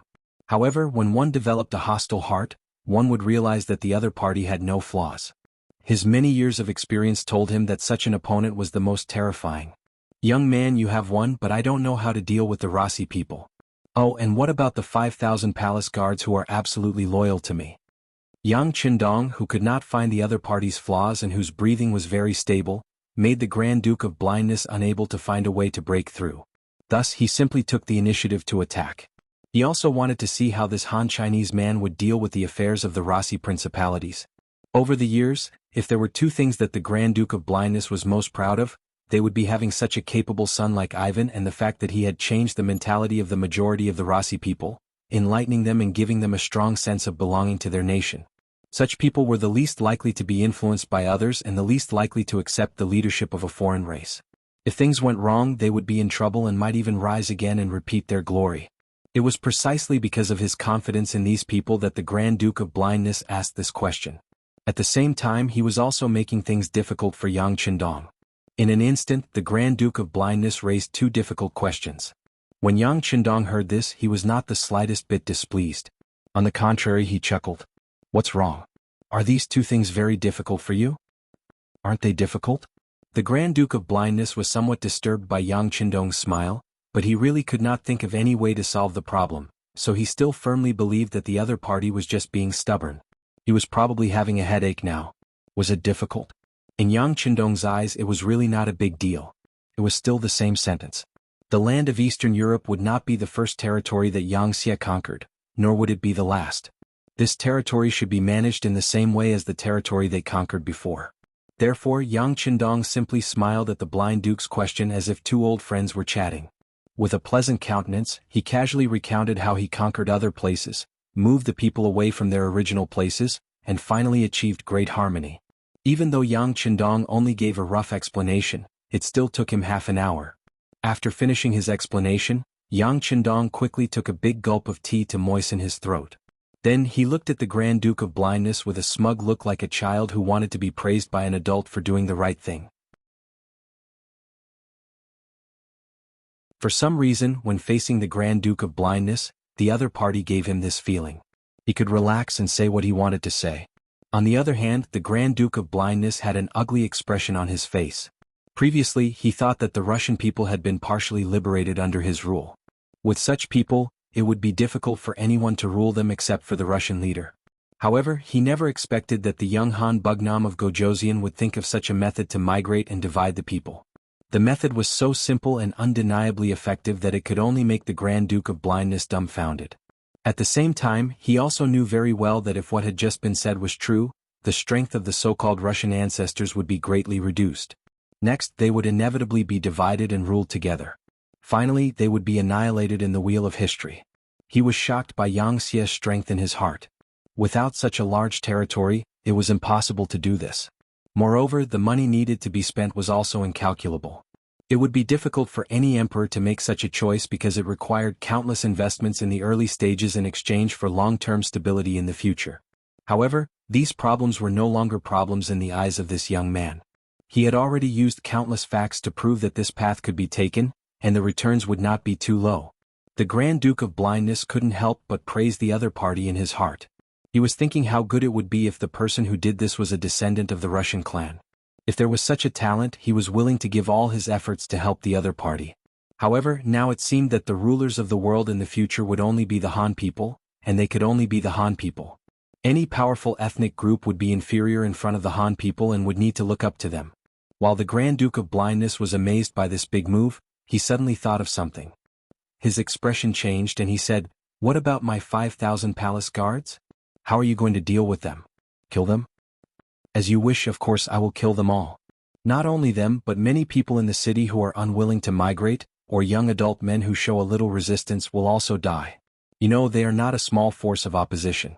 If I don't deal with them, I'm afraid that during the migration process, these people will not be obedient and will create a lot of difficulties for my army.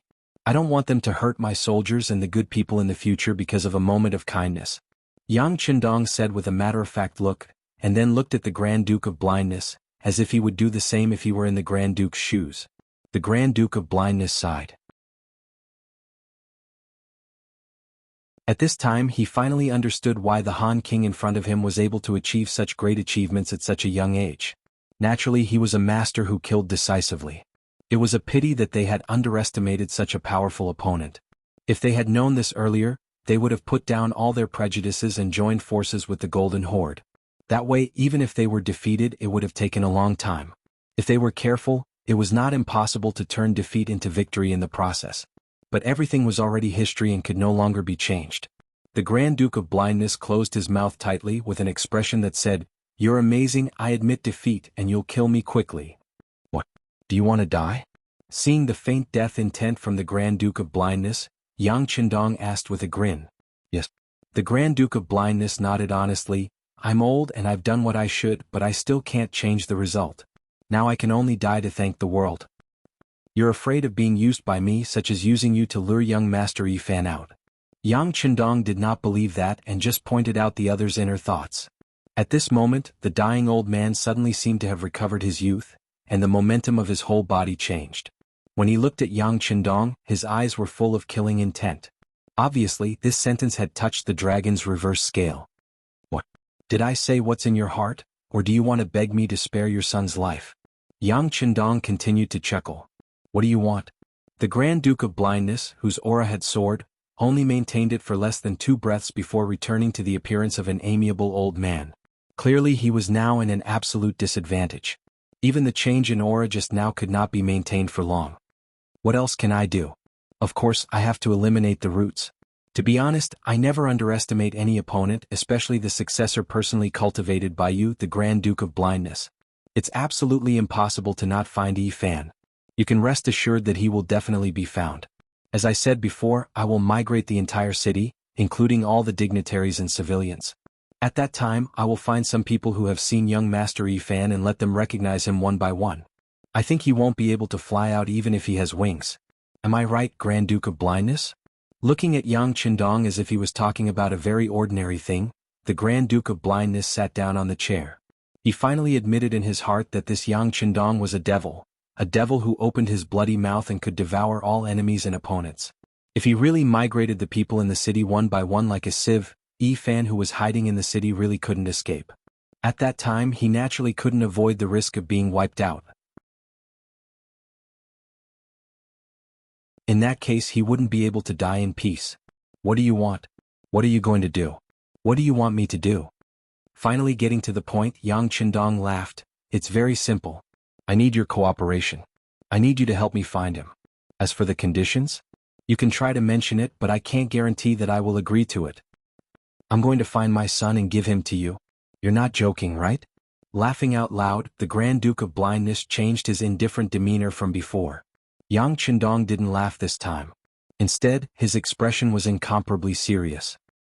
He stared at the Grand Duke of Blindness' face. He wanted the other party to know that he was serious and didn't have the slightest intention of joking.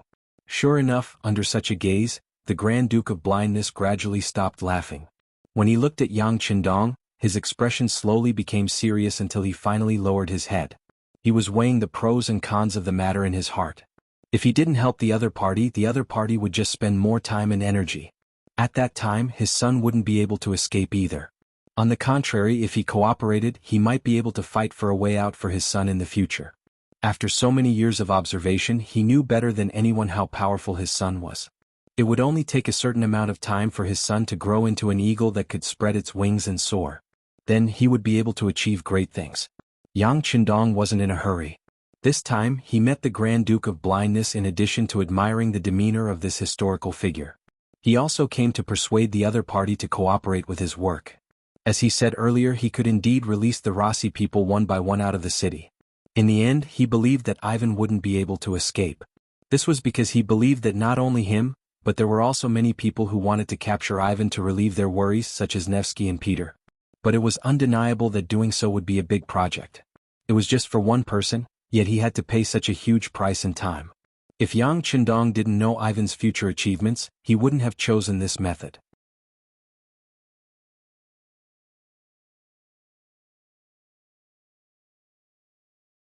Chapter 1483. But if the Grand Duke of Blindness was willing to cooperate, it would be completely different. Nobody knew a son better than his father.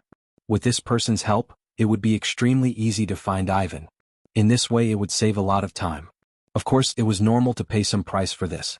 Everything depended on what the other party asked for. The Grand Duke of Blindness sat there in silence for a long time, weighing the gains and losses in his heart. In the end he sighed and said, "In that case I have 3 conditions." Try to say it. Yang Qindong did not arrogantly say that he would agree even if the Grand Duke of Blindness had 100 conditions. He also answered very cautiously. It was enough to prove that he was very cautious when facing an opponent at the level of the Grand Duke of Blindness. First, please keep the name of Moscow. Please also leave some people who are not a threat in your eyes. After all, this is the place where the Ross clan lived. We still need them to stay as witnesses. At least we won't let them disappear from this land so quickly and prove that the Ross clan was once the owner of this place. After the Grand Duke of Blindness finished speaking, he looked expectantly at Yang Qindong's reaction. In this regard, Yang Qindong just urged, "There are 2 more conditions. Say them together." Okay. Second, I can help you find Ivan, but you have to promise not to hurt him and you have to swear a heavy oath. Also, you can't kill the 5,000 palace guards. You can give them to Ivan to lead. I will persuade him to become a foreign division in your Han army. Presumably, you still have a lot of places to fight and occupy, so you will always need manpower. Since you are so optimistic about Ivan's strength, presumably his addition will make you like a tiger that has grown wings, right? Third, I want the heads of Nikev and Peter. They betrayed us, so they must pay the price. That's all. As long as Bugnam of Gojoseon can agree, I will do my best to help you. I will even come forward to appease the hearts of the people in the city. You know, these people have feelings for this Grand Duke. Many of them are still willing to believe me. The 3 conditions were stated by the Grand Duke of Blindness. Next, it was time to wait for Yang Qindong's reply. In this regard, Yang Qindong, who was smiling, had a mocking look in his eyes. She had already become a prisoner, so how could she still make such an outrageous request? Was it because the other party was used to being domineering, or was it because he was too gentle? He decided to let the other party know who had the final say in this place at this moment. "I'm sorry, but I can't fulfill any of your 3 conditions." While objecting, Yang Qindong continued, "It seems that some people still don't understand the situation. Do you really think that we can't find Ivan without your help?" The more he spoke, the colder Yang Qindong's expression became. "Men, bring those 5,000 palace guards to the square and kill them all." "Yes, young master." Yang Heir, who had been waiting at the side for a long time, was waiting for these words. He agreed and turned around to leave. The blind duke was forced to panic. Wait a minute. He didn't expect Yang Qindong to be so decisive. Since it was a negotiation, of course one side would offer a sky-high price, and the other side would pay back the money. How could one flip the table just because one side disagreed? If that was the case, how could the game not continue? Of course, through this test, he could also see that Yang Qindong was not the nobles he had come into contact with before. This was a very principled and powerful person. He would not tolerate the slightest doubt or criticism from others. The Grand Duke of Blindness shouted for Yang Qindong to stop. He lowered his head and asked Yang Qindong to propose amendments. And this was exactly what he wanted. His performance just now was just to intimidate the Blind Duke. Reality also proved that a paper tiger was a paper tiger. As expected, he was not intimidated. Alright, since that's the case, this king will propose the final regulations. When he said final, it meant that the following words could not be questioned or refuted. If the Blind Duke still did not agree, then there was nothing to talk about. First, all the people in the city must be evacuated. Not a single one is left. This is unquestionable. Not even the slightest trace of your people can be left here. Second, as long as Ivan performs well, he can be spared and be given a chance to redeem himself. But he will always be watched. Once he is found to be disloyal, he will be beheaded without mercy. On the other hand, if he is willing to work honestly, this king can guarantee that he will not be killed. As for the 5,000 guards, only 500 of them can be allocated. The other 4,500 will be sent to other armies. You should know that it is impossible for this person to have too much military power before he has enough trust. Also, as the Grand Duke, you also need to make a public speech to express your submission to us, the Han people. This is also an important reason for your son's safety. As for the third point, Nekov and the others are traitors in your eyes, but in this king's eyes they are meritorious people. It is impossible to harm them. It is best if you understand this point. Even if you don't, you have to understand. With the same unquestionable tone, Yang Qindong refuted the 3 points raised by the Blind Duke. It could even be said that this was not just a rebuttal. 2 of the 3 points had been directly rejected. Even the remaining point had been discounted, and Yang Qindong had even taken the opportunity to raise his own opinion. Normally, such an answer would not satisfy the Grand Duke of Blindness. But the other party actually quickly nodded in agreement.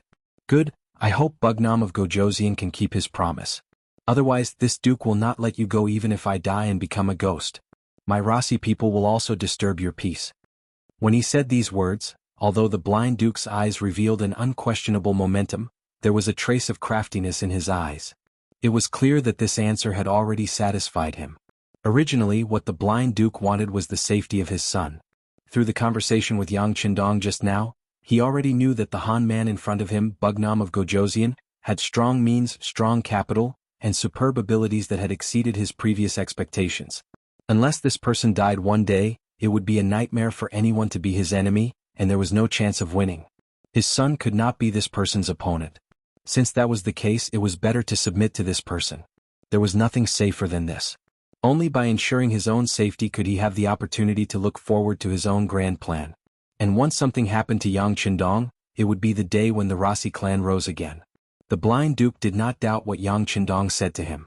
Although he also knew that moving the entire city out one by one and screening them one by one was indeed a very laborious task and would take a lot of time, it was undeniable that this was indeed a good way to find Ivan. If he really could not find Ivan, he did not doubt that this young king would rather kill all the unidentified people in the city. Once he really did that, it would be unknown how many heads would fall to the ground. It would also be tantamount to completely destroying the hope of the Rasi clan's rise. In contrast, this was what he could not tolerate. As long as there was still hope, it was worth it for the Blind Duke to do anything. He seemed to be a person who was born to make the Rasi clan strong and was willing to do anything for this goal, even death. He was not even afraid of death. It was just agreeing to a few of Yang Qindong's conditions. What was the big deal? Astonishment flashed across Yang Qindong's face when the Grand Duke of Blindness agreed to the conditions so readily. Seeing this, the Grand Duke of Blindness finally revealed a smile that hadn't appeared in a long time. What? Bugnam of Gojosian, don't tell me you want to go back on your word? Go back on my word? How is that possible? Yang Qindong shouted as if someone had stepped on his sore spot. He looked like he was pretending to be a tough guy. Since these words came from this king will certainly fulfill his promise. Then it's a deal. Next, I'll have to ask Bugnam of Gojosian to invite some people to be witnesses. You know, if there's no guarantee, I won't dare to trust my former enemy. You would do the same. The Blind Duke was happy that his plan had succeeded. Of course. Yang Qindong also looked like he was willing to accept his loss. Then he snapped his fingers and ordered someone to call over the high-ranking generals of the five-star army in Moscow and a group of senior officials from the Rossi kingdom. He wanted to swear in front of everyone to prove that he was serious and at the same time dispel the blind duke's doubts. After doing all this, Yang Qindong seemed to be in a bad mood. It will take some time for these people to come. This king is a little tired and needs to rest now. After saying that, he turned and left without waiting for the blind duke's reaction. Beta Persei followed him.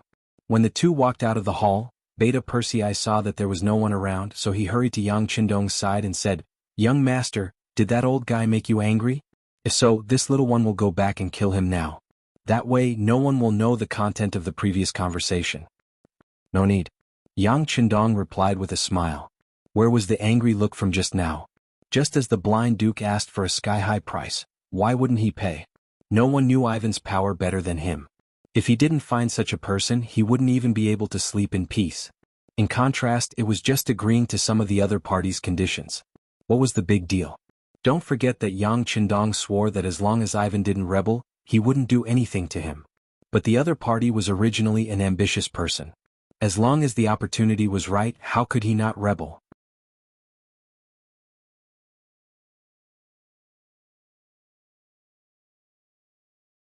Chapter 1484. What if there's no chance? Haha, Yang Qindong can create opportunities for him. I don't believe that the other party won't fall into my trap. If that's the case, I won't feel guilty at all after killing this person, and all the efforts of the blind archduke today will be in vain. It was with this idea that Yang Qindong reluctantly agreed to the other party's second request. As for deliberately pretending to be angry, it was just to confuse the blind archduke and not give the other party a chance to regret. After all, even if all the people in the city were moved out, they might not necessarily be able to find Ivan. What if the other party hid in a certain tunnel in the city and didn't go out? Could it really be possible to tear down the entire Moscow city and dig 3 feet into the ground? How much time and cost would it take? It was just for a person who didn't have the ability to pose a threat, so it was really a bit of a fuss. With their own thoughts, everyone was quickly summoned. In front of everyone, Yang Qindong made an oath in the name of King Wunan of Damyang that as long as the blind archduke found Ivan and sent him to him, not only would he not kill this person, but he would also give this person the power to lead troops. He also promised that unless this person rebelled or made a real move, Yang Qindong would never kill this person. Violating this oath would incur the wrath of the gods. Yang Qindong made a statement in public, and the blind archduke was overjoyed. In front of everyone he proposed several locations, and the well-prepared black cavalry divided into several groups to search for him. About an hour later, a stooped Ross clan man dressed in civilian clothes appeared in the hall. In the past, there were many people who pretended to be crazy in order to achieve great things. For example, Go Jian, who endured hardships, could even eat feces when he was crazy. Mr. Zhu Di of the Great Ming dynasty also pretended to be crazy for a long time in order to dispel Zhu Yunwen's suspicion of him at that time. It was just that Yang Qindong had never seen those people, unlike the current Ivan who he saw with his own eyes. He didn't know what was applied on his face, but it made his skin look a lot older. There were more wrinkles on his face, showing that he was far older than his age. There was also that stooped body which didn't seem artificial at all, as if he was born like this. Coupled with that silly smile, he really looked like a mentally retarded child. There was no trace of the young and high-spirited young Master Yi Fan in his every move. He didn't seem to have the temperament that a noble should have, but Yang Qindong was still very sure that the other party was Ivan. Otherwise, the black cavalry wouldn't have brought such a person into the hall. Just as Yang Qindong was looking at this fool who the black cavalry said was sleeping in a horse barn, the blind Grand Duke, who was also standing in the hall, suddenly spoke. "My son Ivan, your father-in-law has already talked to the King Wunan of Damyang. You won't be guilty and you still have the right to lead the troops. Now please restore your true body." As soon as these words came out of his mouth, the stooped man standing in the hall, whose eyes were originally dim, suddenly shone brightly. Then the man suddenly straightened his body like a magic trick. As he stretched out his hand, some of the disguises on his face were also removed. A spirited and handsome young man in his 20s appeared in front of everyone. How could those who knew Ivan not recognize him? Who else could he be if he wasn't the wise young Master Ivan of the Ross clan, who was predicted to appear once in a few hundred years? "I finally caught you." Yang Qindong saw everyone's reaction and revealed a victorious smile on his face. At the same time he was also shocked. Thinking about it, if this person was really dressed like this, even if everyone in the city had to go through a sieve, they might not be able to find him. And if he let him escape, he was really worried that the new Second Army commander, Sherbet, who was left behind to guard the city, might not be able to defeat him. Ivan was finally found.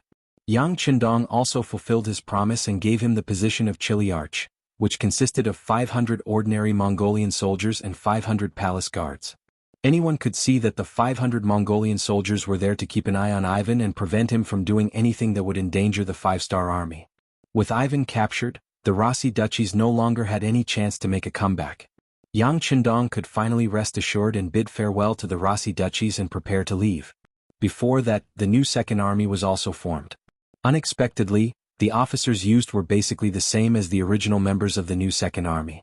The commanders were Qiao Chao, the commander of the 104th Army, Li Jun, the commander of the 105th Army, Wu Hui, the commander of the 106th Army, Yang Chunfeng, the commander of the 107th Army, and Su Liang, the division commander of the army. The 4 division commanders were all promoted by 1 rank and became division commanders. The original division commander Su Liang was also promoted by 2 ranks and was promoted to division commander. The reason why all of them were recruited was to make it easier for Sherbet to manage them. Everyone was familiar with each other and could save a lot of time. Secondly, this place was remote and not many people were willing to come. Even if they were willing to come, it would take time. Since that was the case, it was better to put these people to good use first. As for whether they were suitable or not, time would tell. If it really didn't work out, he could just change them again. At the same time that the new Second Army was established, Yang Qindong established the Far East Army in the name of the Army Commander-in-Chief.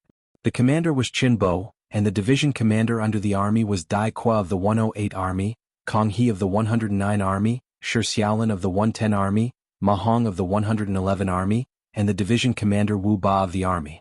Similarly, the old members of the Far Eastern Army were promoted, and the division commander was promoted to division commander. In this way, it meant that there were a total of 8 armies and 2 division commanders in this area. Even if something happened, these people were enough to solve the problem and there was no need to transfer troops from outside. After giving 2 orders in a row, Yang Qindong was ready to leave Eastern Europe. Speaking of which, it had been 3 years since he led the troops into the Far Eastern region. It was much longer than the time needed to conquer any land. Fortunately, the harvest this time was big enough and the territory was enough. The slaves and gold and silver seized were also far beyond his expectations. At the end of August 1463 AD, Yang Qindong gathered a total of 400,000 troops, including the world's first cavalry army, the 3rd Cavalry Army, the Cold Front 2nd Division, a total of 100,000 troops, 100,000 Russian troops and 200,000 Mongolian troops. For the difference, the Mongolian troops were the enemy, and the Mongolian troops were the surrendered troops, and were a part of the 5-star army. Setting out from the city of Moscow with the pretext of pursuing Shamask, the leader of the Cherkass people, and Maxim, the leader of the Novgorod city-state, the troops were directed towards the Rossi principalities, and the Lithuanian state, which was located to the south of the present Eastern European province. Before this, the leader of the Alans, Maulayan, Tugnev of Vyatka, and Vanya of Pskov were either killed by the 5-star army, or they surrendered due to their powerful strength. Only a few generals such as Shamask and Maxim managed to escape. Even so, the number of troops they brought with them when they escaped was very limited, only 20 to 30,000 people in total. However, Yang Qindong still chased after them with the 400,000 troops, which was more or less like using a cannon to kill a mosquito. However, there was an ulterior motive. The 5-star army needed a reason to expand their territory, and they also needed an excuse. At the end of the 9th month of the year 1463, the 400,000 men of the 5-star army captured the capital of Lithuania, which was trying to shelter Shamask and the others. Lithuania was thus destroyed and became another part of the Yang faction. Unfortunately, they still couldn't find Shamask and the others. But it didn't matter, there was already news that they escaped to Poland with their troops, so they just had to continue the chase. Therefore, the 5-star army's 400,000 troops continued to move forward, taking down Poland, Hungary, and other small countries. They brushed past the border of the Roman Empire and entered Serbia, Bulgaria, and other small countries. Facing the aggressive Han army, these countries had no choice but to surrender as if they were repeating the scene of the Mongol Empire many years ago. In the end, the 5-star army successfully took down the Byzantine Empire that surrendered and appeared behind the Ilkhanate. Right now it was already February 1464 AD. It was snowing heavily and it hindered the traffic. As a result, the five-star army had no choice but to stop and rest. Relying on their military cotton coats and warm down jackets, as well as high-waisted riding boots, even in the coldest weather, the five-star army soldiers rarely lost any members because of this. This was the benefit of having powerful equipment.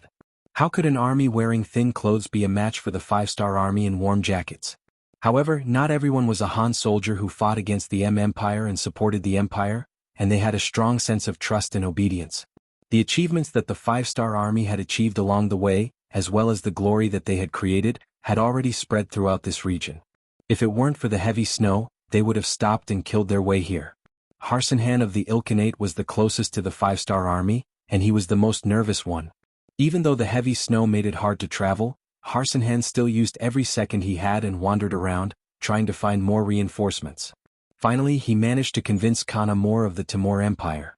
Under his influence, more and more Khan came together and held a military meeting to defend against the five-star army.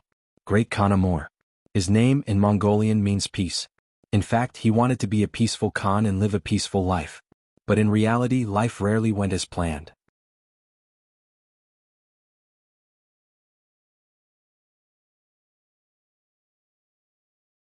Chapter 1485.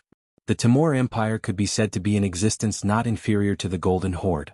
Moreover, because of the lush grasslands around it, their development was rather fast. But it was precisely because of this favorable environment that ambitious people appeared one after another.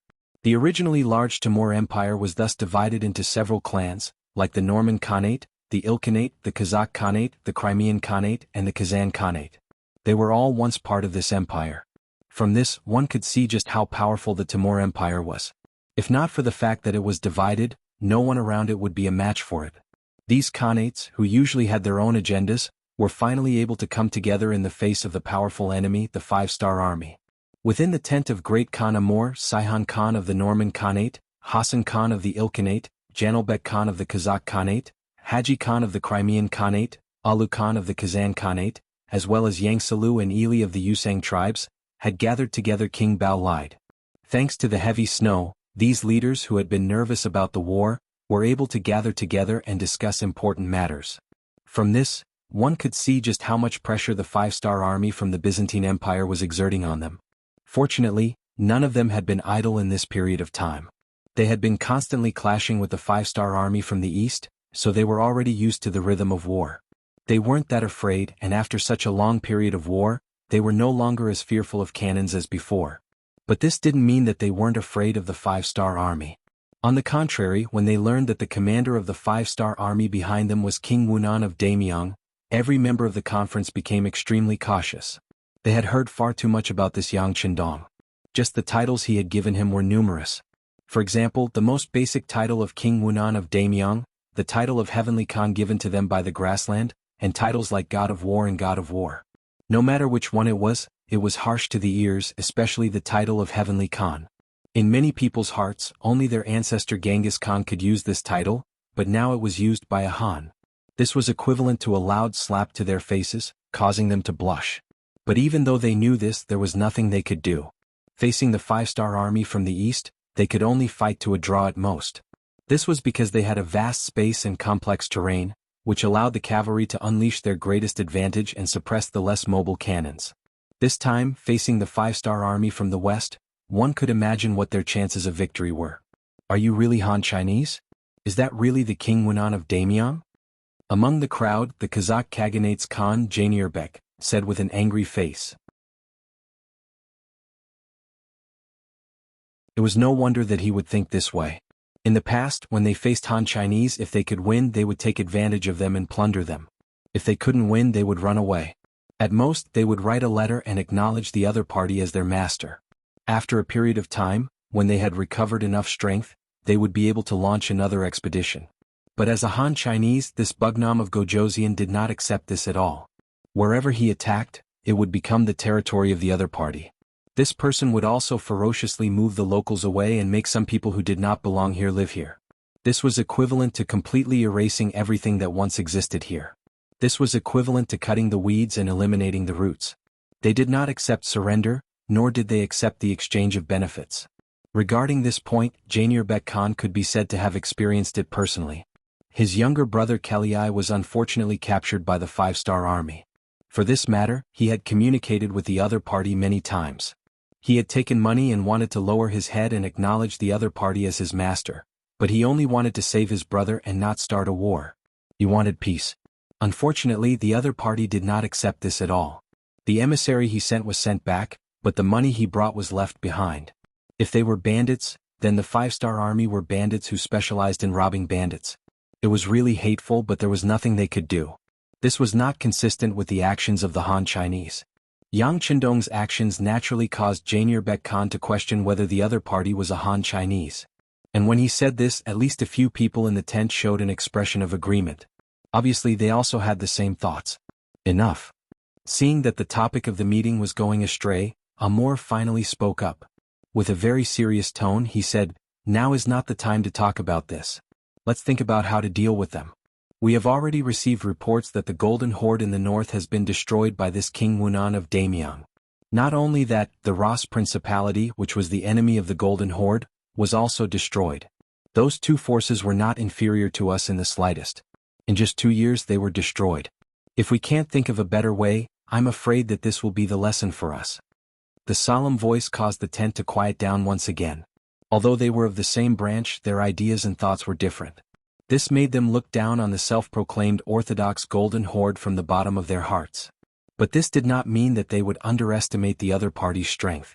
In Amor's words, the other party's strength was not inferior to theirs. But such a powerful Golden Horde was destroyed just like that. It was said that the old Khan Mahama was killed on the spot, and the new Khan Bora was captured alive by the Five-Star Army. He was beheaded on the spot in New Salai City. This kind of method made their hair stand on end when they heard it. This was an existence that was even more ferocious than them. Having such a person as an enemy really made them panic at all times. Seeing that everyone was silent, Amor spoke again. "Do you know why the Golden Horde was defeated?" There were 2 reasons. One was that they underestimated the enemy, and the other was that they were not united. Facing such a powerful enemy, they did not take it seriously and were destroyed in the end. Of course, the reason why they were defeated so quickly was largely due to the desertion of the Sherkas and Allans. Since that is the case, I hope that everyone can change these 2 problems. We cannot underestimate the enemy and we must be united. Yes, for the final victory we must be united. I, Harson, am the first to swear to the longevity heaven that in the coming battle, I will not be selfish. I will fight for the sake of defeating the Five-Star Army. Harson Khan of the Ilkhanate was the first to express his attitude. He had no choice. The Five-Star Army was the closest to his territory. If they attacked, the first one to be attacked would be him. Therefore he had high hopes for today's joint meeting. The result of this meeting would determine whether the Ilkhanate would continue to exist in the future. After Harson expressed his attitude, everyone looked at each other. Finally, one by one they stood up and expressed their attitude. For their own survival, for the continuation of their race, they would give up their prejudice and personal conflicts and unite to fight against the Five-Star Army. Very good. Seeing that everyone had expressed their stance, Amor revealed a knowing smile on his face. Since everyone can see the seriousness of the matter, and also express that we will advance and retreat together, then let's discuss. Facing the Five-Star Army in the west, facing the aggressive Han Army, I hope that everyone will do their best. Good, I agree. My Ilkhanate is willing to provide 70,000 cavalry. It was Harson who was the first to express his support. Obviously, in order to survive, he was willing to put in a lot of effort and had a very positive attitude. Previously, when the Five-Star Army was fiercely attacking Ely, Harson Khan had only sent 10,000 cavalry. Moreover, he had complained about how poor they were. The general idea was that the Ilkhanate did not have many cavalry. However, now that danger was approaching, he was willing to take out 70,000 cavalry. This was enough to prove that he had been hiding his own selfish motives. Good, since it's like this, my Timur Empire is willing to provide 50,000 cavalry. A good start made Amor Khan smile. They were willing to send 50,000 cavalry. As the most powerful and the head of the Khanates, the Timur Empire had already sent 50,000 cavalry to deal with the Five-Star Army from the east. Now it was sending another 50,000 cavalry to the west. From this, it could be seen that this person had a good view of the overall situation and knew how to treat everyone equally. With Harsan and Amur Khan taking the lead, the other Khanates had no choice but to send soldiers to help. Among them, the Norman Empire sent 50,000, the Kazan Khanate sent 50,000, the Crimean Khanate sent 30,000, the Kazakh Khanate and Yusang sent 20,000, and the Ili Khanate sent 10,000, making a total of 300,000. In an instant they had gathered 300,000 soldiers. Harsan's face was filled with smiles. It seemed that it was not impossible for them to fight against the five-star army. As long as they could deal a heavy blow to their opponent, they would have a chance to negotiate. At that time he would be willing to pay tribute every year and call the other party his suzerain. Presumably they would have a chance to escape this disaster. Yes, Harsan had never thought about defeating the five-star army. He only wanted to fight to a draw and let the other party see his strength. That was enough. After gathering 300,000 soldiers, the next step was to choose a leader. In the end, under Amur Khan's suggestion, Harsan became the leader of the army. Perhaps everyone knew that the next battle would be a matter of life and death for the Ilkhanate. Anyone could compromise, but Harsan wouldn't do so. They could rest assured that the army would be in the hands of such a person. After Harsan obtained the command of the 300,000 cavalry, he publicly declared that he would do his utmost to fight the five-star army to the end. He wanted to use facts to tell the other party that they, the descendants of the Mongols, were not to be trifled with. He also wanted to prove to the world that they were stronger than the Golden Horde.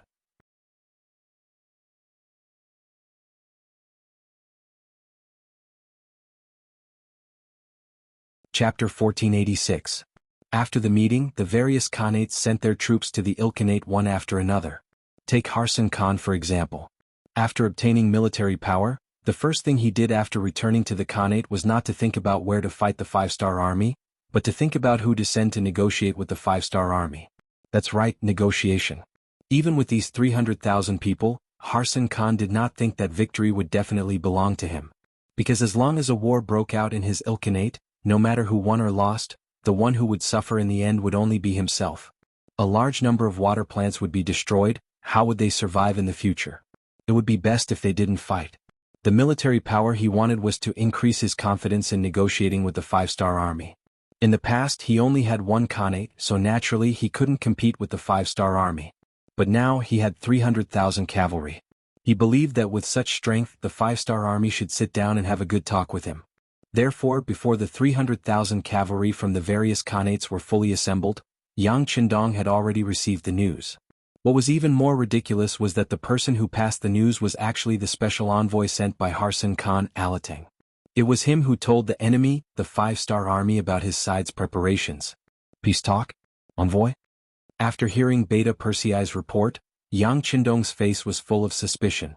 No wonder he would lose his composure like this. It was because his actions had already told everyone that in front of the five-star army, there was no such thing as coexistence. Either the whole country would surrender and be occupied by us, or the whole country would be destroyed by us and be occupied by us. Countless facts had already proven this point. Logically speaking, this Ilkhanate should have known, but he still sent an envoy, which greatly exceeded Yang Qindong's expectations. But after a moment of surprise, Yang Qindong thought that this must be because Harsan Khan still had hope in his heart for peace. Since that was the case, he might as well make good use of it. In that case, arrange for Ivan to talk with them. Tell Ivan to hold back the opponent, but we still have to attack. Once the snow melts, it will be time for us to launch our attack. Yes, young master, Beta Persei replied with a smile. He could already understand Yang Qindong's intentions. Letting Ivan, who had always hated the Mongols, negotiate with the other party, presumably that envoy called Alateng would not be able to gain the slightest advantage. Or rather, this person wanted to find someone to help him deal with young master. That was the time to kill him. Ivan. Ever since they surrendered to the five-star army, they had been behaving normally. As his father-in-law had told him before he left, he could not perform too well. Otherwise, Bugnam of Gojoseon would pay close attention to him. However, he couldn't perform too badly. Once he lost his value, the other party could abandon him at any time.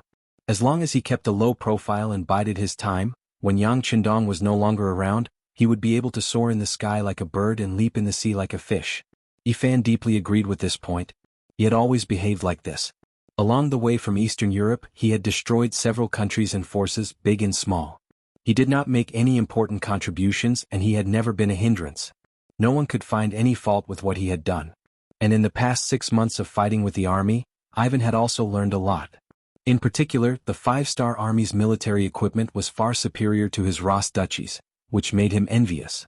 Sometimes he would think in his heart that if he had the same military equipment as the 5-star army, then when the two sides fought, it would be hard to say who would win and who would lose. Of course, he would suppress such thoughts deep in his heart. He was very clear that there was more than one pair of eyes staring at him in the dark. If he made any moves that were out of line, someone would immediately come and take his head. Ivan acted cautiously. Just like that, day after day he slowly adapted to the life and rhythm of the 5-star army. This made him sometimes think that he was a member of the 5-star army. After the army arrived at the border of the Ilkhanate, the army stopped advancing due to the heavy snow. They began the process of conserving their energy. Sometimes people couldn't be idle. Perhaps when they were busy, they would forget all their troubles and unhappiness. On the other hand, when they were idle, their minds would constantly wander and think about all kinds of problems. After relaxing his mind, Ivan became a little anxious. He thought about how he and Yang Qindong were only 10 years apart. When Yang Qindong grew old one day, he was afraid that he would also be very old. At that time, would he really have the energy to revive his country? To this question he didn't have a definite answer. When he thought about how he had to work for his enemy, the 5-star army, at his best age, he felt even worse. He was anxious to find an outlet to vent the unhappiness in his heart. It was at this time that the orders from above came. He was to represent the 5-star army to negotiate with the Ilkhanate's envoy and find a way to stabilize the other party. Ivan, who now had a mission, was like a completely different person. Although he had no choice but to surrender to the 5-star army, it was another way of survival that his father-in-law had planned for him. He wouldn't sincerely serve the 5-star army. However, when the opponent was the Mongols, he was very happy to do some things. For example, he had thought more than once in his heart that if it wasn't for the years of oppression from the Golden Horde, the Ross principalities would have already become independent and strong. They wouldn't have been unable to retaliate in front of the 5-star army. It could also be said that the Mongols of the Golden Horde were the main reason why the Ross principality ended up like this. Since the Ilkhanate was built by the Mongols, they were his enemy. Even if they could not find trouble with the destroyed Golden Horde, they could still take care of the Ilkhanate. That would be a very satisfying thing. Regarding this mission, Ivan gladly accepted. Soon after, he met the envoy from the Ilkhanate, Alting. This was a fat man. Compared to the skinny face of the people from the prairie, his face was white and his body was fat. It could be seen that this person's standard of living was very good. Usually, people like this were the most afraid of death and the most afraid of losing everything. This was the first time Ivan met him, and this was the definition he had given him. Alting was completely unaware. He squinted his small eyes and looked at Ivan. He didn't say anything, but he gave off a feeling of humility. This wasn't surprising. This time he was here to ask for peace. How could he be arrogant? Furthermore, the propaganda in the Ilkhanate described the 5-star army as having 3 heads and 6 arms, and that they would eat people without spitting out the bones. This caused Alting's heart to beat faster as soon as he entered the camp. He was really afraid that if he accidentally offended someone, he would be killed here. Once upon a time, the people of the Central Plains had compared the prairie people to unbearably rough existences and unreasonable people. Now, it was finally their turn to look at the Han people in this way. How could it not be that the strength of the Han people had shocked some people to their souls? Ivan unhurriedly gestured to Alting, who had entered the tent, to sit down. The other party was very careful. He smiled apologetically and thanked Ivan repeatedly before sitting down. Even so, his butt was only half on the chair. From the looks of it, he was ready to stand up at any time. His posture was no different from a subordinate seeing the fruit of upper eternity. Ivan, who saw all of this, only smiled. He didn't want to expose the other party's intentions, nor did he want to say anything to scare the other party. Because he knew that compared to raising his voice, the content of his words could really scare the other party. You are the one the Ilkhanate sent to surrender, right? No, I am here to negotiate. When he heard the word, surrender, Alting's face flushed red, and at the same time he looked nervous. Negotiate? Ivan purposely frowned, then slowly raised his head and said, Did we say that we want to negotiate? Of course not. But we have 300,000 cavalrymen? Before Alting could finish, Ivan's expression changed. What? Are you trying to scare the 5-star army? Or do you think you can defeat us with 300,000 cavalrymen? Are you here to flaunt your strength? Not at all, not at all. Please don't be angry, please don't be angry, we are here to negotiate sincerely. Alting was so scared that he stood up and tried to explain himself. However, Ivan already had an impatient look on his face. After a humph, he stood up and left. Alting was left standing alone in the tent. He didn't know what to do. Why did he leave just like that? What should he do? After a long time, another person entered the tent and said to him, General Ivan is very displeased with your attitude and he is also very angry. Regarding the negotiation, let's talk about it another day. Envoy, please go back to the tent and rest. Oh, also don't walk around casually in the tent. Otherwise, if you anger someone you shouldn't, you can lose your head at any time. Thank you for the reminder, thank you for the reminder. Hearing this, a layer of cold sweat appeared on Alting's forehead again, and he hurriedly nodded in response. The first meeting ended on bad terms. This was also Ivan's intention. Wasn't it just stalling for time? Of course he knew what to do. As long as Alting didn't return to the Ilkhanate, it would create a misconception that there was still a chance to negotiate.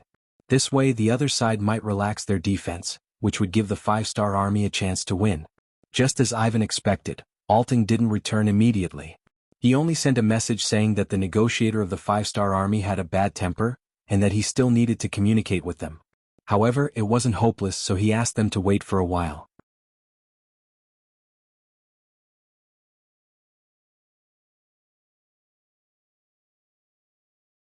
Chapter 1487. When the message was sent back, Harsan Khan was overjoyed.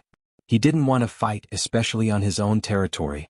This was tantamount to destroying his strength, so even if there was a chance for peace talks, he wouldn't miss it. When he heard that there was hope for peace talks, Harsan Khan was overjoyed. He didn't send people to ask why the reinforcements sent by the other Khans hadn't arrived yet. In his opinion, it would be best if there was no war. If the reinforcements didn't arrive, he could save a lot of military provisions. 3 days later, Alting felt that Ivan's anger should have subsided a little, so he asked the 5-star army soldiers guarding outside his tent to pass on a message. He wanted to see General Ivan and continue the negotiations. In the afternoon, in the same big tent, Alting saw Ivan, who reeked of alcohol. When he saw the other party's appearance, Alting was relieved. He wasn't stupid, he was most worried that the other party would use him to lower the vigilance of the Ilkhanate and prepare for war. But now that he saw Ivan's body reeking of alcohol, he thought that the other party wasn't preparing for war, but enjoying it. It seems that they don't like war. That being the case, he was confident that the peace talks would succeed. Sure enough, this time, Ivan was much easier to talk to than the last time. He didn't object to the peace talks proposed by Alting. Instead, he really listened to the other party's various opinions. For example, in the future, King Wunan of Damyong will be honored as the king, annual tribute, as well as how much money will be sent. In the end, when it was time for Ivan to express his opinion, he still said with a face full of alcohol, "Good, good, good, good, ha ha." In the end, Ivan's subordinates left with the excuse that the general drank too much and needed to sleep, but the matter will be reported to Bugnam of Gojoseon. Alating, who was left behind, naturally had a look of joy on his face. After he returned to his tent, he quickly wrote a secret letter to Harsan Khan. The general idea was that his side was progressing well, and he hoped that Harsan Khan wouldn't do anything that would provoke the 5-star army. What Ailton didn't know was that Ivan didn't drink alcohol. He just spilled the liquor on his clothes to create this illusion. As for himself, after returning to his own tent, he continued to prepare for the upcoming battle. Not only that, the commander of the 5-star Army's reconnaissance division, Su Yunxing, had already arranged for people to start investigating the terrain of the Ilkhanate, as well as the distribution of troops. As the saying goes, know thyself and know thy enemy, and thou shalt be victorious in every battle. When he faced the 300,000 Mongolian cavaliers, Yang Chendong was determined to inflict pain on them and destroy their main force.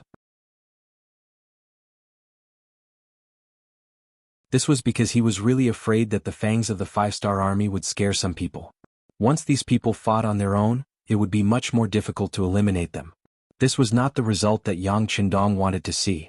For example, General Maxim of the Novgorod city-state under the Rasi Principality, and Shamask, the leader of the Cherkass people who originally belonged to the Golden Horde, had escaped to who knows where. According to the information sent by the intelligence department, the two of them had long lost their former strength and had become stray dogs. It was likely that they no longer had any decent troops by their side. However, Yang Chendong, who had always believed in cutting the weeds and eliminating the roots, would do what he did today and would never leave it until tomorrow, was still somewhat irritating. It was better to avoid trouble if possible. This time he wanted to eliminate as many of the enemy forces as possible and not leave any future troubles. This required the scouts in the early stages to grasp the situation of the battlefield and do their best to analyze the enemy's situation clearly and thoroughly. This was to ensure that they didn't take action, but if they did, it would be a heavy blow. The snow is about to melt. Tell Commander Su Yunxing to hurry up and understand the enemy's situation. They don't have much time left. Yang Qindong instructed Beta Persei and put him in charge of monitoring this matter. Time passed day by day, and in the blink of an eye, it was the 3rd month of spring. Although spring came later in the Ilkhanate, the day of the attack was getting closer and closer. At this time, the negotiations between Ivan and Alting had entered a substantial stage. The so-called substantial stage involved the issue of compensation. In other words, what kind of price would the Ilkhanate have to pay to satisfy the 5-star army and make them retreat without fighting? Although the Ilkhanate had never offended the 5-star army and this was a completely unexpected disaster, the bigger the fist, the harder the argument. Since their strength was inferior, they had to hold back even if they had any ideas. Not only did they have to hold back, but Alting also had to pretend to be very happy and try his best to satisfy the various conditions proposed by Ivan. Only in this way could they stop the war and complete this difficult task. The two of them sat in a military tent. First, Alting repeated the price that the Ilkhanate was willing to pay. For example, how much gold and silver, how many horses and sheep, and even a certain number of slaves they were willing to hand over to the 5-star army in order to avoid this war. This was the rule between the defeated Ilkhanates. Once one side lost, they would send these things to the winner, in order to ensure that they could barely survive. Ivan sat on the chair expressionlessly, quietly listening to Alting's narration without any expression on his face. He didn't look happy, nor did he look disappointed. It was this expression that made Alting a little overwhelmed. He didn't know if the other side was satisfied with what he said, so he always looked at Ivan with an inquiring look. How could he know that at this time, Ivan was thinking about the military order that he had just received in the morning? The higher-ups wanted the troops to prepare for war, and in 3 to 5 days they would launch a fierce attack. Because of Ivan's recent performance, his original 1,000 soldiers were promoted to 2,000, and he had an additional 1,000 Russian soldiers under his command. Logically speaking, having an army under his command was a good thing, but Ivan wasn't like others. He was very clear that no matter what he did, he wouldn't be able to gain Yang Qindong's complete trust. Since that was the case, why would he be given an additional 1,000 soldiers? Moreover, they were Russian soldiers? He was the young master of the Ross Duchy. Logically speaking, all Russians were his subordinates, his own people. In order to prevent him from betraying, even if he was to increase the number of soldiers, it should be the Mongolian army and not the Russian army. What was Yang Qindong trying to do? Was he testing him? Or was it because his performance had won the other party's trust and he was really going to give him power? After thinking about it, Ivan ruled out the second possibility. In other words, it was impossible to have absolute trust. Then the only thing left was to test him. Even though he knew that it was a test, Ivan still had more soldiers under his command, especially after gaining an additional 1,000 Russian soldiers. He had more ideas in his mind. For example, could he use the upcoming war with the Ilkhanate to create an opportunity for himself to escape? Just like Marguzim, once he escaped, the 5-star army would be like looking for a needle in a haystack if they wanted to catch him. In this way, as long as he avoided the other party's initial search, he could find a safe place to develop again. Once he grew stronger, it would be time for him to return to Eastern Europe and take back everything he had lost. Of course, it was still unknown whether Magus Maximus would be able to survive under the suppression of other forces. However, the conceited Ivan believed that with his ability and identity, he would have no problem surviving and growing stronger. It was precisely because there were too many thoughts in his mind that he couldn't calm down. As for Alaton's words, he couldn't listen. General Ivan, are you listening? After seeing Ivan's obviously distracted expression, Ailton didn't continue talking and changed to calling him softly. Oh, I'm listening, please continue. After Ivan was woken up, he showed an apologetic expression and said. He wanted to calm down because his intuition told him that now wasn't the time to fight back. Yang Qindong must be paying attention to him. But there was another voice in his mind that kept calling him. If he didn't take this opportunity to fight back, he didn't know when the next opportunity would come. If that was the case, could he really keep waiting? Would his character and self-esteem allow him to do that? The strength of the Ilkhanate was average and it wasn't a good partner to cooperate with. But he didn't expect the other party to really defeat the 5-star army. As long as the Ilkhanate's main force was delayed, it should be possible to create an opportunity for him to escape. Ailton said that in order to deal with the 5-star army, the Ilkhanate borrowed 300,000 cavalries from the other Khanates. 300,000 cavalries, they should be able to create some trouble for the 5-star army and make them unable to take care of him. At that time his opportunity might come. Ivan was very clear about his own strength. He didn't want to leave in a daze. What he wanted was to kill Yang Qindong. Only in this way could the 5-star army be in chaos and he could return to Eastern Europe to reorganize. Compared to Maxim, who had disappeared without a trace after escaping and was now hiding in some unknown mountain, what he wanted to do was to retake Moscow and lead the Rossi people to stand up again. And he firmly believed that as long as there was no Yang Qindong in front of him, he might be able to do this. When he looked at Alting, who was still speaking with a fawning expression on his face, he couldn't help but feel a sense of uncertainty in his heart. Is such a person suitable to be my ally? Forget it, he seemed to have no other choice. In the situation where he didn't know when the next opportunity would be, he could only give it a try. Ivan suddenly got up and walked to the door of the tent. He saw that the person guarding the door was the former palace guard, and he was absolutely trustworthy. When he saw that there was nothing abnormal outside, he coughed and turned to Ailton. You're going to be in big trouble, do you know that? What? Ailton asked as if he didn't understand. But at this moment, his face had already turned pale, and he had an extremely terrified look on his face. He had revealed his cowardly side without a doubt.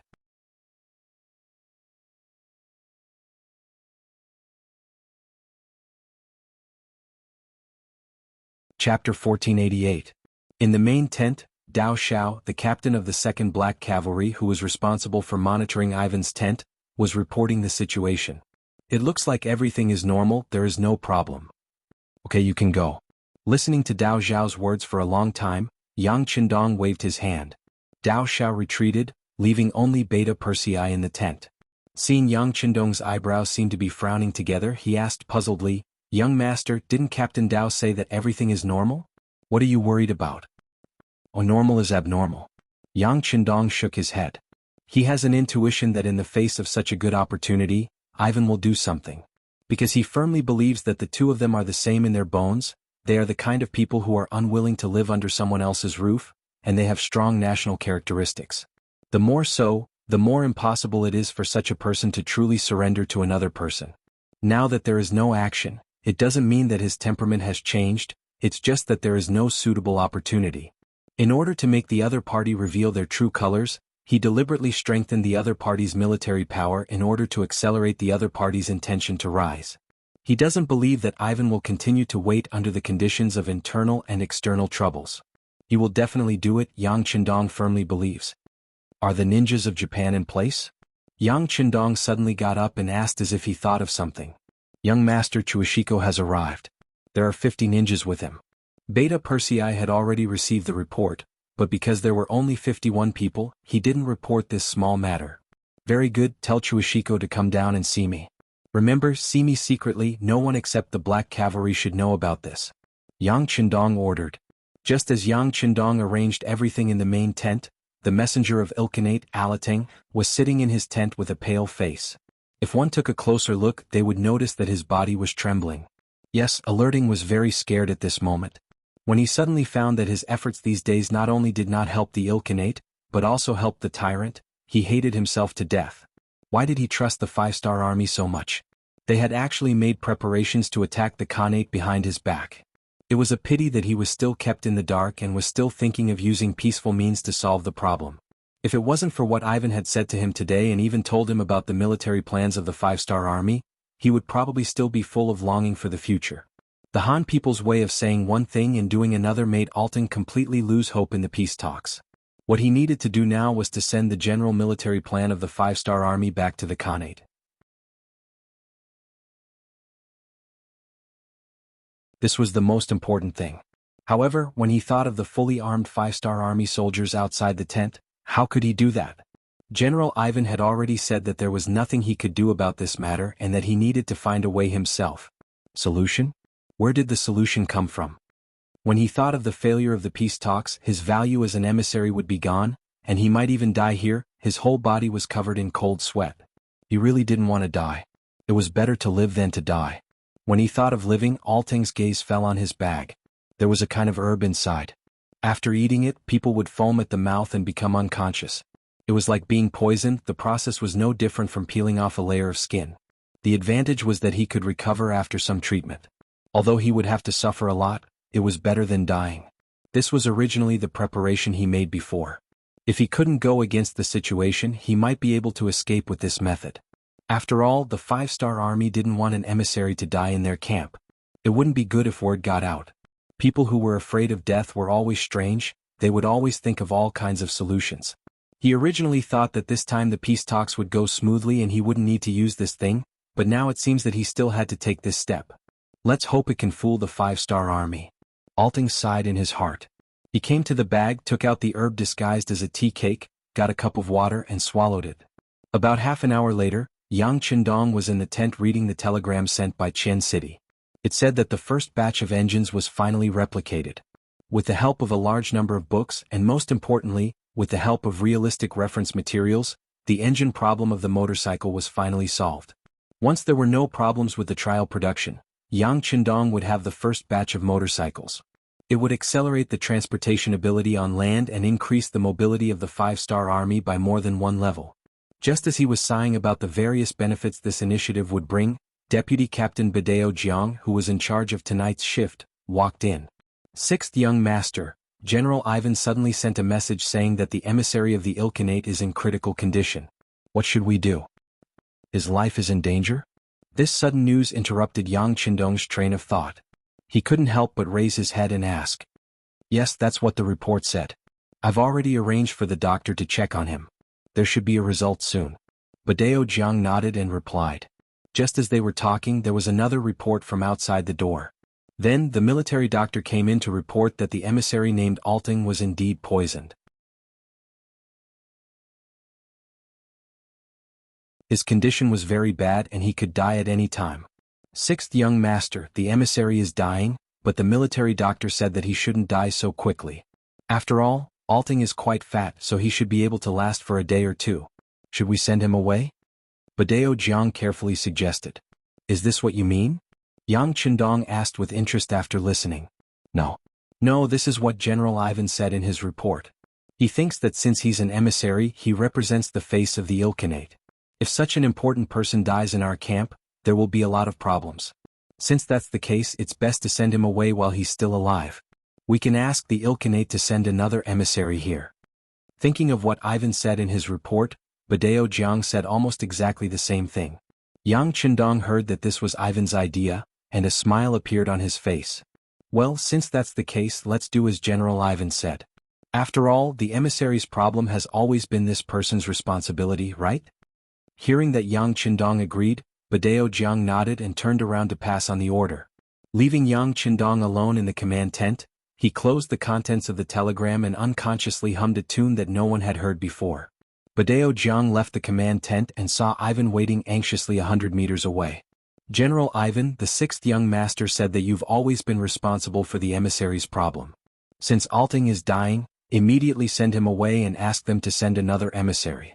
By the way, the emissary's food needs to be carefully checked in the future to prevent this from happening again. The last sentence was added by Badeo Jiang himself. He felt that it was necessary to say it. And because of this sentence, the suspicion in Ivan's heart was dispelled. He even suspected that Yang Qindong had seen through his trick. But when he heard this sentence, his face relaxed a lot. Okay, I'll be careful in the future. Then I'll go arrange it. Ivan turned around and left, lamenting Alting's decisiveness in his heart.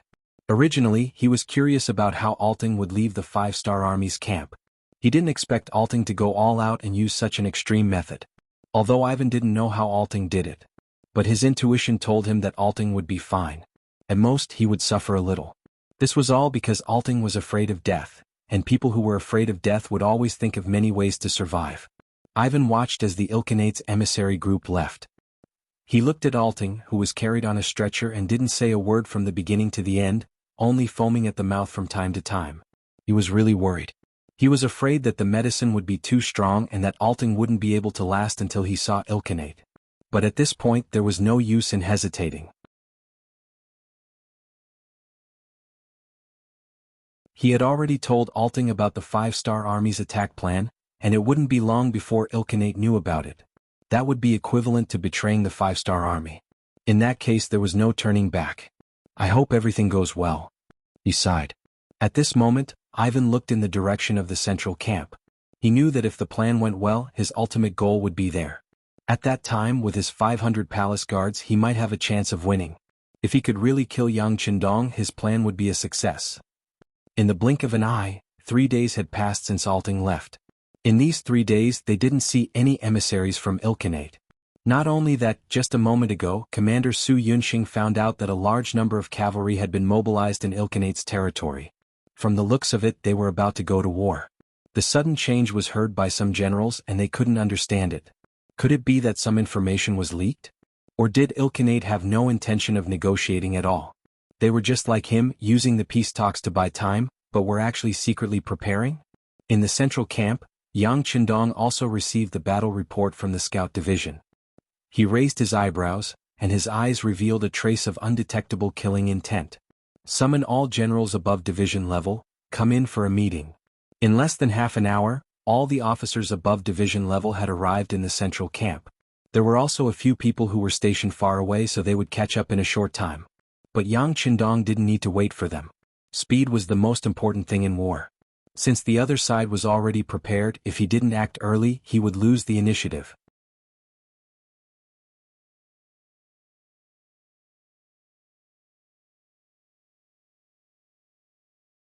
Chapter 1489.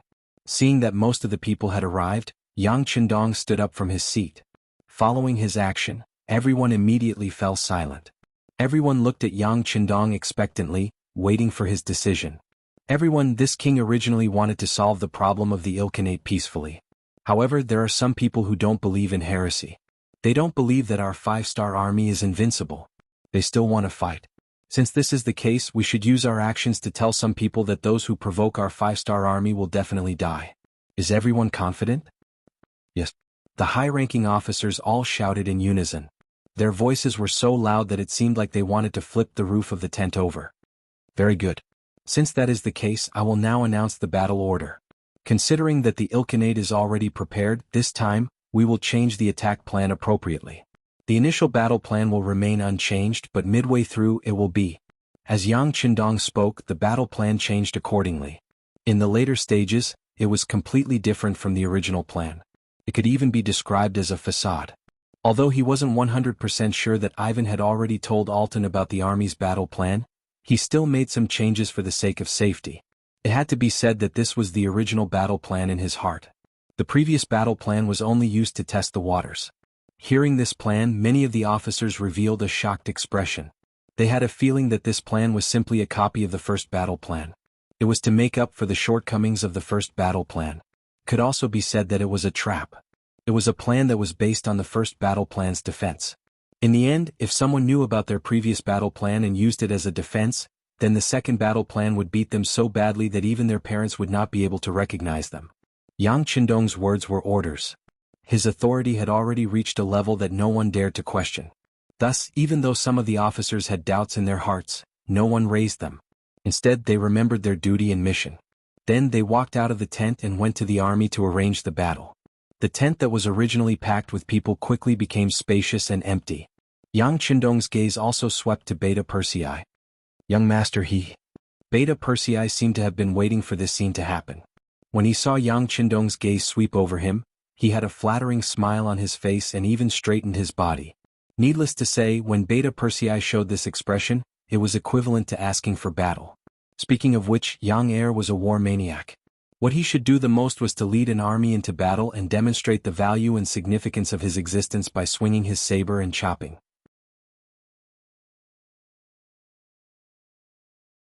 It was not appropriate to let such a person stay by Yang Qindong's side. However, Yang Qindong still did so. It was all because by his side, he would come into contact with many confidential matters. Once these things were spread out, the consequences would not be small. They would be very serious. Therefore, it was necessary to use an absolutely loyal person to reassure him. Beta Persei was such a loyal person. Facts also proved that he knew a lot of those very confidential things, but did he not spread any of them? In order to compensate Beta Persei, Yang Qindong would also let him perform on the battlefield if there was a suitable opportunity. Now was the right time. Looking at the eager Beta Persei, Yang Qindong smiled and said, "Well, I know what you're thinking. How about this? I'll allow you to lead the Black Cavalry. Well, take 1,800 people with you. You only need to leave 200 people behind for Ba Daojiang." Hearing that he could lead the Black Cavalry to the battlefield, Beta Persei was extremely excited. But when he heard that he had to take away so many people at once and only leave 200 people behind, Beta Persei was still a little worried. "Young master, just leave? What? Don't you believe in the young master's strength? Well, I'll let you go, so just go. You know, this time the other party has 300,000 cavalry. If we want to win, we need to break through the other party's camp at the first opportunity and not give them the slightest chance to resist. So we have to go all out. I also hope that the Black Cavalry can be like an invincible sharp knife, piercing straight into the enemy's heart. Can this mission be completed?" "Please rest assured, young master, I promise to complete the mission." Beta Persei was so excited that he stood at attention on the spot. "Well, go and get ready. Remember, the sharp knife can't be unsheathed at will. Once it's unsheathed, it must see blood." Naturally, Yang Qindong would not treat the Black Cavalry Dragon Guards as ordinary cavalry. What he wanted was to see a miracle. This required them to learn to grasp the opportunity and not appear at the beginning of the battle and reveal their trump cards. After Beta Persei carefully pondered over this sentence, he nodded and said, "Please rest assured, Sixth Master, this little one will remember." Beta Persei left the tent and Ba Daojiang quickly walked in. "Sixth young master, everything has been arranged. But only 200 people are left. Second brother has also been sent out. Isn't it too dangerous?"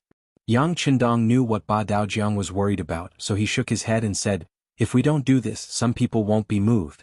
Besides, we do need more sharp knives on the battlefield. The Ilkhanate is only our first opponent. There will be more enemies in the future.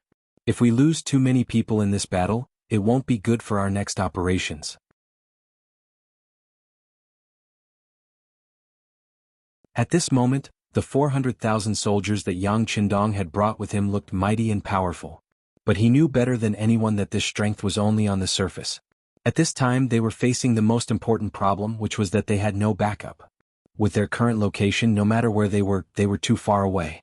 Whether it was military supplies or soldiers, they couldn't replenish them immediately. Once they suffered a heavy blow, they could only retreat and return to Eastern Europe to replenish their supplies.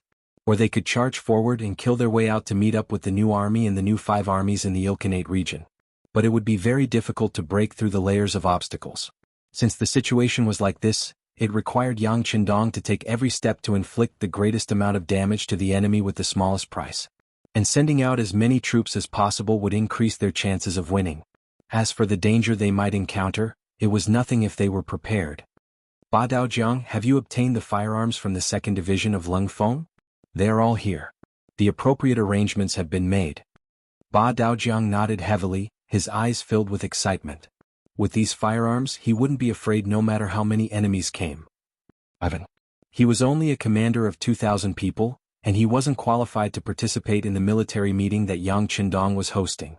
As such, he didn't know about the changes in the battle plan. Otherwise, with his intelligence, he would have given up all the prepared actions after knowing all of this. That way Yang Qindong wouldn't have the chance to deal with him. As Ivan's subordinate, Qi Wen, one of the generals of the Golden Horde, was the current commander of the Ming Army's 3rd Division. The Ming Army is divided into 5 divisions, each of which has 40,000 people. The 1st Division commander is Wu Shugu, the 2nd Division commander is He, the 3rd Division commander is Qi Wen, the 4th Division commander is Baru, and the 5th Division commander is Wu Tua. The Forerunner Division has 100,000 people and is split into 2 divisions. The 1st Division is Ahuli, and the 2nd Division is Nikolov. The 1st Division has 50,000 people. In his tent, Ivan and a dozen other commanders of 2,000 people gathered and listened to the battle plan that General Qi Wen had arranged for them. Due to Yang Qindong's warning, no one knew if the Ilkhanate had bribed the generals to know about the battle plan in advance. Therefore, Qi Wen didn't mention anything about the change in the battle plan. He only said one sentence at the end of the meeting. "On the battlefield, changes can happen at any time. It is very likely that we will have to make some changes according to these changes. When the time comes, everyone just needs to wait for orders."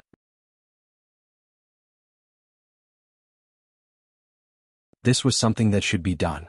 If they followed the designated route, no one could guarantee that there wouldn't be any unknown problems. Therefore, when the battle plan was changed, everyone who had led troops for many years was already used to it. Even Ivan didn't have any other thoughts after hearing this. He only knew that the 5-star army's battle plan didn't change, and that was enough. As long as the Ilkhanate was prepared, they would deal a heavy blow to the 5-star army, and then his chance would come. Ivan followed the others out of the tent of Qi Wen, the general of 30,000 men. Not far away, his captain Karela was waiting for him. The former deputy captain of his father-in-law's guards was one of the few people that Ivan could trust now. Gongzi, we have already inquired. In order to end this battle quickly, the Black Cavalry has also been dispatched. Someone saw Beta Persei leave the camp with 1,800 cavalrymen. At this moment, there are only 200 men left in the main tent to guard. Karela said in an excited but not loud voice as he walked beside Ivan. After he finished speaking, Karela still asked with a little worry, "Young master, you said this is a heaven-sent opportunity? Is it a trap waiting for us to jump in?" Karela was indeed worthy of being the deputy captain of the blind Grand Duke's guards. He was full of brains. Just from his words, it could be proved that he had indeed thought about the current situation. Ivan walked step by step towards his own camp, a pensive expression on his face. This battle was naturally important for the 5-star army. If they could defeat the Ilkhanate and the 300,000 cavalrymen in one fell swoop, their morale was bound to soar. It would also let the name of the 5-star army spread to some of the nearby khanates. This would undoubtedly play a strong deterrent role. In this way, the limelight would be unparalleled for a while, and it was not impossible for some people to surrender to the 5-star army. You're tuning in to the Han Li's Wuxia Adventures YouTube channel. We're so grateful for your support, and don't forget to subscribe to join us on this incredible journey through captivating stories. Your generosity through donations truly makes a world of difference, as it's the primary source of revenue that allows me to expand and enhance this channel for you. Thank you from the bottom of my heart for being a part of this adventure.